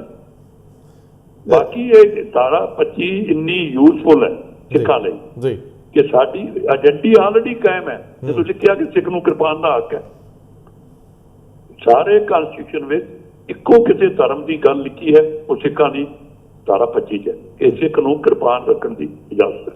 ਸਰਦਾਰ ਸਾਹਿਬ ਉੱਥੇ ਹੈ ਪ੍ਰੋਟੈਕਸ਼ਨ ਸਾਹਿਬ। ਸਰਦਾਰ ਸਾਹਿਬ ਬਹੁਤ ਮਿਹਰਬਾਨੀ, ਬਹੁਤ ਧੰਨਵਾਦ। ਦੋਸਤੋ ਮੈਂ ਫਿਰ ਤੁਹਾਨੂੰ ਮੈਨੂੰ ਹਾਲਾਂ ਇੱਕੋ ਗੱਲ ਦੀ ਸ਼ਰਮ ਆ ਰਹੀ ਹੈ ਕਿ ਅੱਜ ਸਾਰੀ ਡਿਬੇਟ ਇਸ ਨਾਲ ਲੱਗੇ ਕਿ ਤਰਲੋਚਨ ਸਿੰਘ ਆਪਣੀ ਕਾਰਵਾਈ ਤੁਸੀਂ ਇਹ ਸ਼ੁਰੂ ਕੀਤੀ ਹੈ, ਪਰ ਮੈਂ ਸਮਝਦਾ ਕਿ ਇਹ ਹਿਸਟੋਰੀਕਲ ਫੈਕਟ ਲੋਕਾਂ ਨੂੰ ਯਾਦ ਰਹਿਣੇ ਚਾਹੀਦੇ। ਨਹੀਂ ਸਰਦਾਰ ਸਾਹਿਬ ਹੁਣ ਜਿਹੜਾ ਅੱਗੋਂ ਕਰਾਉਣ ਦੀ ਤੁਹਾਨੂੰ ਆਸਾਨੀ ਹੋਵੇ। ਸਰਦਾਰ ਸਾਹਿਬ ਜਿਹੜਾ ਹੁਣ ਅੱਜ ਸਾਡੇ ਕੋਲ ਮਸਲਾ ਆਇਆ ਨਾ, ਉਹ ਦੇਖੋ ਸਾਡੇ ਲੋਕਾਂ ਨੂੰ ਪ੍ਰੇਰਨਾ ਲੈਣੀ ਚਾਹੀਦੀ ਹੈ ਕਿ ਤੁਸੀਂ ਵੱਖ-ਵੱਖ ਅਹੁਦਿਆਂ ਤੇ ਰਹਿੰਦਿਆਂ ਕਿਵੇਂ ਉਹਦਾ ਸਹੀ ਇਸਤੇਮਾਲ ਕਰਕੇ ਉਹਨਾਂ ਮੰਚਾਂ ਦਾ ਪਲੇਟਫਾਰਮ ਦਾ ਕਿੰਨੇ ਫਾਇਦੇ ਹੋਏ। ਉਹ ਕੌਮੀ ਫਾਇਦੇ ਨੇ, ਤੁਸੀਂ ਰਿਟਾਇਰ ਹੋ ਗਏ, ਤੁਸੀਂ ਹੁਣ ਉਹਨਾਂ ਥਾਵਾਂ ਤੇ ਨਹੀਂ ਬੈਠਦੇ, ਲੇਕਿਨ ਬੜੇ ਇਸ਼ੂ ਹੈ। ਮੈਂ ਮੇਰੀ ਕਿਤਾਬ ਦੇਖੋਗੇ ਉਹਦੇ ਹੰਡਰਡਸ ਇਸ਼ੂ ਹੈ। ਨਹੀਂ ਪਰ ਸਰਦਾਰ ਸਾਹਿਬ ਜਿਹੜਾ ਫੌਜੀਆਂ ਦੇ ਝਗੜਿਆਂ ਦਾ ਜੀ, ਇਹਨਾਂ ਦੀਆਂ ਪੰਚਾਂ ਦਾ, ਬਲੈਕ ਲਿਸਟ ਦਾ, ਅਫਗਾਨੀ ਸਿੱਖਾਂ ਦਾ ਰਿਕਾਰਡ ਪਿਆ ਮੇਰਾ ਕੀ ਹੋਇਆ। ਨਹੀਂ ਪਰ ਸਰਦਾਰ ਸਾਹਿਬ ਜਿਹੜੀ ਗੱਲ ਮੈਂ ਕਰ ਰਿਹਾ ਸੀਗਾ ਕਿ ਅੱਜ ਫਿਰ ਉੱਡੇ ਮੂੰਹ ਅੱਡੀ ਖੜੇ ਮਸਲੇ ਆ ਕਿ ਜਿਵੇਂ ਇਹ ਦਿੱਲੀ ਤੋਂ ਅੰਮ੍ਰਿਤਸਰ ਕਟੜਾ ਰੋਡ ਸੀ, ਐਕਸਪ੍ਰੈਸ ਵੇ ਸੀ, ਉਹਦੇ ਲਈ ਵੀ ਤੁਸੀਂ ਐਫਰਟਸ ਲਾਏ ਨੇ। ਹੁਣ ਸਾਡੇ ਕਹਿਣ ਬੜੇ ਆਸਾਨ, ਮੈਂ ਕਿਹਾ ਤੁਹਾਡੇ ਐਮਪੀ ਸਾਹਿਬ ਦਾ, ਔਜਲਾ ਸਾਹਿਬ ਦਾ ਫੋਨ ਆਇਆ ਸੀ ਜੀ, ਸੁਵੇਜ ਮਲਕ ਹੈ, ਚਾਰੋਂ ਐਮਪੀ ਜਾਓ, ਗਡਕਰੀ ਬਹੁਤ ਪ੍ਰੋ ਹੈ ਸਿੱਖਾਂ ਜੀ। ਸ਼ਾਇਦ ਤੁਹਾਨੂੰ ਪਤਾ ਨਹੀਂ, ਜਦੋਂ ਵਿਰਾਸਤ-ਏ ਖਾਲਸਾ ਦਾ ਉਦਘਾਟਨ ਹੋਇਆ ਅਨੰਦਪੁਰ ਸਾਹਿਬ ਜੀ, ਗਡਕਰੀ ਨੂੰ ਬੁਲਾਇਆ ਸੀ। ਗਡਕਰੀ ਜੀ ਆ ਕੇ ਸਾਡੇ ਸ਼ਾਮਲ ਹੋਏ ਜੀ। ਗਡਕਰੀ ਬਹੁਤ ਅੱਛਾ, ਇਹ ਨਾਗਪੁਰ ਦਾ, ਨਾਗਪੁਰ ਦੇ ਸਾਰੇ ਸਿੱਖਾਂ ਨਾਲ ਠੀਕ ਹੈ, ਮਤਲਬ ਕਿ ਹੀ ਇਜ਼ ਵੈਰੀ ਪ੍ਰੋ।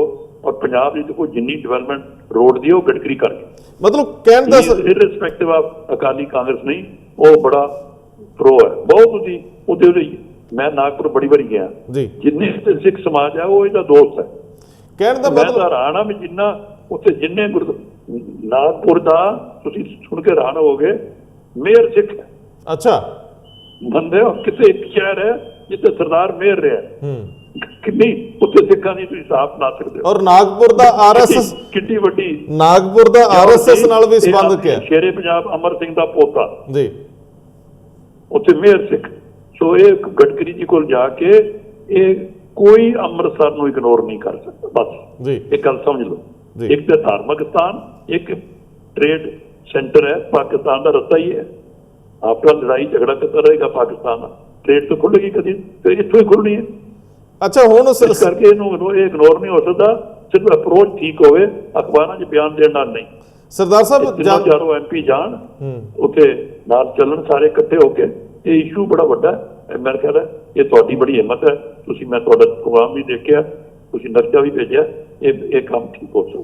ਸਰਦਾਰ ਸਾਹਿਬ ਮੈਂ ਤੁਹਾਡਾ ਧੰਨਵਾਦ ਕਰਾਂ, ਲੇਕਿਨ ਨਾਲ ਦੀ ਨਾਲ ਮੈਂ ਇਹ ਵੀ ਚਾਹੂੰਗਾ, ਹੁਣ ਆਪਾਂ ਇਸ 'ਤੇ ਅੱਗੇ ਲੰਬੀ ਗੱਲ ਨਹੀਂ ਕਰਾਂਗੇ, ਅਸੀਂ ਕੋਈ ਲਗਭਗ 52-53 ਮਿੰਟ ਦਾ ਪ੍ਰੋਗਰਾਮ ਕਰ ਚੁੱਕੇ ਹਾਂ, ਸਾਡੀ ਹੱਦ ਦੀ ਔਰ ਲਗਭਗ ਅਸੀਂ ਨਾਲ ਤੰਗ ਹੋਣਗੇ। ਮੇਰੀ ਬੇਨਤੀ ਇਹ ਹੈ ਕਿ ਸਰ, ਜੇ ਤੁਸੀਂ ਇੰਨਾ ਕੁਝ ਕਰ ਸਕਨੇ ਹੋ ਤੇ ਹੁਣ ਵੀ ਪੰਜਾਬ ਨੂੰ ਜ਼ਰੂਰਤ ਆ ਸਿਰ ਵਾਲੇ ਸਿੱਖਾਂ ਦੀ। ਤੁਹਾਡੇ ਸੰਪਰਕ 'ਚ ਬਹੁਤ ਸਾਰੇ ਐਸੇ ਲੋਕ ਆ ਜਿਹੜੇ ਆਪਣੇ ਆਪਣੇ ਖੇਤਰ ਦੇ ਮਾਹਿਰ ਆ, ਕਾਈਂਡਲੀ ਉਹਨਾਂ ਨੂੰ ਯੂਨਾਈਟ ਕਰੋ, ਇਕੱਠੇ ਕਰੋ, ਪੰਜਾਬ ਲਈ ਪਾਲਿਸੀ ਬਣਾਓ, ਪਾਲਿਸੀ ਬਣਾਓ। ਦਾ ਕੰਮ ਹੈ, ਕਿਉਂਕਿ ਤੁਹਾਡੀ ਇੰਨੀ ਇਸ ਵੇਲੇ ਪਕੜ ਹੈ, ਤੁਹਾਡੀ ਇਸ ਵੇਲੇ ਸ਼ੋਹਰਤ ਹੈ, ਵਰਲਡ ਕ੍ਰੈਡੀਬਿਲਿਟੀ ਬਣ ਚੁੱਕੀ ਹੈ। ਜਿਹੜਾ ਮੈਨੂੰ ਮਿਲਦਾ ਹੈ ਉਹ ਰੰਧਾਵਾ ਕਹਿੰਦਾ ਜੀ ਨਾਲ, ਮਿਹਰਬਾਨੀ ਟੀਵੀ ਦਾ ਕਹਿੰਦਾ ਜੀ ਉਹ ਰੰਧਾਵਾ ਦਾ ਪ੍ਰੋਗਰਾਮ। Thank you sir. ਤੁਸੀਂ, ਤੁਹਾਨੂੰ ਇਹ ਰੱਬ ਨੇ ਹੁਣ ਸ਼ਕਤੀ ਦਿੱਤੀ ਹੈ ਕਿ ਤੁਸੀਂ ਇੱਕ ਆਪਣੇ ਆਪ ਨੂੰ ਪਹਿਲਾਂ ਬਿਲਡ ਕੀਤਾ। ਜਦ ਤੱਕ ਬੰਦਾ ਆਪ ਬਿਲਡ ਨਾ ਹੋਵੇ ਕੰਮ ਨਹੀਂ ਕਰ ਸਕਦਾ। ਉਹ ਹੁਣ ਤੁਸੀਂ ਹੋ ਚੁੱਕੇ ਹੋ। ਹੁਣ ਤੁਸੀਂ ਆਪਣੇ ਹੱਥ ਲਾਓ, ਰੋਜ਼ ਬੰਦਿਆਂ ਨੂੰ ਲਿਆਓ, ਉਹਨਾਂ ਕੋਲੋਂ ਕਵਾਓ। ਬਹੁਤ ਮਿਹਰਬਾਨੀ ਸਰਦਾਰ ਸਾਹਿਬ, ਬਹੁਤ ਧੰਨਵਾਦ, ਬਹੁਤ ਧੰਨਵਾਦ। ਚੰਗਾ ਜੀ, ਵਾਹਿਗੁਰੂ ਜੀ ਖਾਲਸਾ। ਜੇ ਕੋਈ ਗਲਤ ਕਿਹਾ ਹੋਵੇ ਮਾਫੀ ਮੰਗਣੀ, ਤੇ ਕੋਈ ਇਹਦੇ 'ਚ ਮੇਰਾ ਮੋਟਿਵ ਹੋਰ ਕੋਈ ਨਹੀਂ, ਸਿਰਫ ਇਹ ਹੈ ਜੋ ਤੁਸੀਂ ਮੈਨੂੰ ਦੱਸਿਆ ਉਹ ਕਰਿਆ। ਵਾਹਿਗੁਰੂ ਜੀ ਕਾ ਖਾਲਸਾ, ਵਾਹਿਗੁਰੂ ਜੀ ਕੀ ਫਤਿਹ। ਦੋਸਤੋ, ਇਹ ਸਨ ਸਾਡੇ ਨਾਲ ਸਰਦਾਰ ਤਰਲੋਚਨ ਸਿੰਘ। ਔਰ ਸਭ ਤੋਂ ਵੱਡਾ ਮਸਲਾ ਇਸ ਵੇਲੇ ਇਹ ਆ ਕਿ ਹਰ ਥਾਂ ਜੰਗ ਲੜ ਕੇ, ਨੁਕਸਾਨ ਕਰਾ ਕੇ, ਯੁੱਧ ਲੜ ਕੇ ਛੋਟੀ ਪ੍ਰਾਪਤੀ ਨਾਲੋਂ ਚੰਗਾ ਹੈ ਕਿ ਅਸੀਂ ਕੂਟਨੀਤਿਕ ਤਰੀਕੇ ਵੀ ਅਪਣਾਈਏ, ਆਪਣੀ ਕੌਮ ਵਧੇ ਫੁੱਲੇ, ਆਪਣੇ ਲੋਕ ਜ਼ਿਆਦਾ ਤਰੱਕੀ ਕਰਨ। ਅਸੀਂ ਜੇ ਸਿੱਧਾ ਜੰਗ ਯੁੱਧ ਲੜ ਕੇ ਕੁਝ ਨਹੀਂ ਪ੍ਰਾਪਤ ਕਰ ਸਕਦੇ ਤੇ ਅਸੀਂ ਛੋਟੀਆਂ-ਛੋਟੀਆਂ ਪ੍ਰਾਪਤੀਆਂ ਨਾਲ ਜ਼ਿਆਦਾ ਵੀ ਪ੍ਰਾਪਤ ਕਰ ਸਕਦੇ ਹਾਂ। ਹਾਂ, ਜਿੱਥੇ ਕੌਮੀ ਸਵੈਮਾਣ ਦੀ ਗੱਲ ਆਵੇ, ਜਿੱਥੇ ਕੋਈ ਧੱਕ ਕੇ ਨੁਕਰੇ ਲਾਉਣ ਦੀ ਕੋਸ਼ਿਸ਼ ਕਰੇ, ਉੱਥੇ ਤਾਂ ਯੁੱਧ ਬਣਦੇ ਆ, ਆਪਣੀ ਪਛਾਣ ਦੇ ਯੁੱਧ ਬਣਦੇ ਆ। ਲੇਕਿਨ ਛੋਟੀਆਂ ਲੜਾਈਆਂ ਦੇ ਵਿੱਚ ਵੱਡੇ ਕੌਮੀ ਨੁਕਸਾਨ ਸਿਆਣਪ ਨਹੀਂ ਖਵਾਈ ਜਾਂਦੇ। ਮੈਂ ਪਿੱਛੇ ਦੇਖਦਾ ਆਇਆ, 2-3-4 ਪੀੜ੍ਹੀਆਂ ਖਰਾਬ ਕਰਕੇ ਬਹਿ ਗਏ ਆ। ਮੈਨੂੰ ਇਹ ਨਹੀਂ ਸਮਝ ਆਈ ਕਿ ਕੱਢਣ ਪਾਉਣ ਲਈ ਕੀ ਗਿਆ, ਲੇਕਿਨ ਅਸੀਂ ਦਰਦ ਬੜੇ ਹੰਡਾਏ ਆ। ਲੇਕਿਨ ਚਲੋ, ਜਿਨ੍ਹਾਂ ਦੀਆਂ ਸ਼ਹਾਦਤਾਂ ਨੇ ਉਹਨਾਂ ਨੂੰ ਸਲਾਮ ਹੈ, ਲੇਕਿਨ ਉਹਨਾਂ ਦੇ ਪਰਿਵਾਰਾਂ ਦੀ ਕੀ ਅਸੀਂ ਸਾਰ ਲਈ ਆ? ਅਸੀਂ ਥੋੜ੍ਹੇ ਦਿਨਾਂ ਦੇ ਵਪਾਰੀ ਬਣ ਜਾਂਦੇ ਆ, ਕਿਸੇ ਦੀ ਵਾਹ-ਵਾਹ ਕਰਦੇ ਆ, ਪਿੱਛੇ ਸਾਰ ਲੈਣ ਨਹੀਂ ਜਾਂਦੇ। ਸੋ ਮੈਨੂੰ ਇੰਝ ਲੱਗਦਾ ਹੈ ਕਿ ਸਾਨੂੰ ਹੁਣ ਸਿਰ ਨਾਲ ਜੰਗਾਂ ਲੜਨੀਆਂ ਚਾਹੀਦੀਆਂ। ਸੋ ਤਰਕ ਆਧਾਰਿਤ ਇਹ ਸੰਸਾਰ ਜਿਹੜਾ ਹੈ, ਇਹਦੇ ਵਿੱਚ ਸਾਨੂੰ ਆਪਣੀ ਹਸਤੀ ਇਹ ਜਿਹੜੀ ਪਿਆਰ ਨਾਲ ਵੀ ਮਨਾਉਣ 'ਚ ਕੋਈ ਹਰਜ ਨਹੀਂ। ਜਿਹੜਾ ਮੰਨਦਾ ਮਨਾ ਲਓ, ਜਿੱਥੇ ਅੰਦੋਲਨ ਦੀ ਲੋੜ ਉਹ ਤਾਂ ਕਰਨਾ ਹੀ ਆ, ਲੇਕਿਨ ਜਿਹੜੇ ਪੋਲੀਟੀਕਲ ਲੋਕ ਇਹ ਕਹਿ ਕੇ ਕਿ ਅਸੀਂ ਤੁਹਾਡੇ ਅਲੰਬਰਦਾਰ ਹਾਂ, ਤੁਹਾਡੇ ਨਾਲ ਨਹੀਂ ਖਲੋਂਦੇ, ਉਹਨਾਂ ਨੂੰ ਸ਼ੀਸ਼ਾ ਵਿਖਾਓ, ਉਹਨਾਂ ਨੂੰ ਉਹਨਾਂ ਦੀ ਜਗ੍ਹਾ ਦਿਖਾਓ। ਔਰ ਸਿਆਸੀ ਖਲਾਅ ਜਿਹੜਾ ਬਣ ਗਿਆ, ਲੀਡਰਸ਼ਿਪ ਦਾ ਜਿਹੜਾ ਖਲਾਅ ਬਣ ਗਿਆ, ਸਿਸਟਮ ਦੀ ਅਣਹੋਂਦ ਆ, ਇਹਨਾਂ ਸਾਰੀਆਂ ਚੀਜ਼ਾਂ ਤੇ ਤਵੱਜੋ ਦਿਓ ਔਰ ਨਵੇਂ ਸਿਰਿਓਂ ਪੰਜਾਬ ਨੂੰ ਘੜੀਏ, ਵਿਉਂਤੀਏ, ਇੱਕ ਸਿਸਟਮ ਬਣਾਈਏ, ਵਿਵਸਥਾ ਬਣਾਈਏ। ਬੰਦਿਆਂ ਦੇ ਚਿਹਰੇ ਨਾ ਫੜਦੇ ਰਹੀਏ ਕਿ ਆਹ ਬੰਦਾ ਇਦਾਂ ਤੇ ਆਹ ਬੰਦੇ ਜਦੋਂ ਮਰਜ਼ੀ ਵਿਕ ਜਾਂਦੇ ਆ। ਸਾਡੇ ਵਰਗਿਆਂ ਦੀ ਕੀ ਔਕਾਤ ਹੈ? ਜਿਵੇਂ ਸਰਦਾਰ ਸਾਹਿਬ ਕਹਿ ਰਹੇ ਕਿ ਤੁਸੀਂ ਕਰ ਸਕਦੇ ਹੋ, ਮੈਨੂੰ ਨਹੀਂ ਲੱਗਦਾ, ਕਿਉਂਕਿ ਸਮੂਹਿਕ ਤੌਰ ਤੇ ਐਫਰਟਸ ਕੀਤੇ ਬਿਨਾਂ ਗੱਲ ਨਹੀਂ ਬਣਨੀ। ਰੰਧਾਵਾ ਨੱਕ ਤੋਂ ਅੱਗੇ ਨਹੀਂ ਦੇਖ ਸਕਦਾ, ਮੇਰੀ ਅਕਲ ਛੋਟੀ ਹੈ, ਬੋਲ ਸਕਦਾ, ਕਰ ਕੀ ਸਕਦਾ ਹੈ, ਲੇਕਿਨ ਜਿਹੜਾ ਇਕਨੋਮਿਕ ਦਾ ਹੈ, ਜਿਹੜਾ ਇਕੋਨਮੀ ਦਾ ਬੰਦਾ ਹੈ, ਉਹਨੂੰ ਪਤਾ ਹੈ ਕਿ ਪੰਜਾਬ ਕਿਵੇਂ ਖੜਨਾ ਹੈ। ਜਿਹੜਾ ਐਜੂਕੇਸ਼ਨ ਦਾ ਬੰਦਾ ਉਹਨੂੰ ਪਤਾ ਹੈ ਪੰਜਾਬ ਕਿਵੇਂ ਖੜਨਾ ਹੈ। ਜਿਹੜਾ ਹੈਲਥ ਦਾ ਬੰਦਾ ਉਹਨੂੰ ਪਤਾ ਹੈ। ਜਿਹੜਾ ਸਮਾਜਿਕ ਖੇਤਰ ਦਾ, ਜਿਹੜਾ ਪੁਲਿਸ ਰਿਫਾਰਮਸ ਦਾ ਹੈ, ਵੱਖ-ਵੱਖ ਖੇਤਰਾਂ ਦੇ ਮਾਹਿਰ ਲੀਡ ਕਰਨ। ਫਿਰ ਸਾਨੂੰ ਜ਼ਰੂਰਤ ਹੋਊਗੀ ਕਿ ਅਸੀਂ MLA ਤਾਂ ਐਕਟਿਵ ਲੋਕ ਹੋਣ, ਲੇਕਿਨ ਪੰਜਾਬ ਦੇ ਵਿੱਚ ਇੱਕ ਵਾਰੀ ਫਿਰ ਵਿਧਾਨ ਪਰਿਸ਼ਦ ਕਾਇਮ ਹੋਵੇ। ਸਾਰੇ ਸਿਰ ਵਾਲੇ ਸਰਦਾਰ ਜਿਹੜੇ ਵੱਖ-ਵੱਖ ਖੇਤਰਾਂ ਦੇ ਮਾਹਿਰ ਆ, ਉਹ ਉੱਪਰਲੇ ਸਦਨ 'ਚ ਬੈਠਣ, ਜਿਵੇਂ ਰਾਜ ਸਭਾ ਵੀ ਬਣਦੀ ਆ। ਇਸੇ ਤਰੀਕੇ ਨਾਲ ਅਸੀਂ ਸਿਆਣੇ ਬੰਦੇ ਬਿਠਾਈਏ।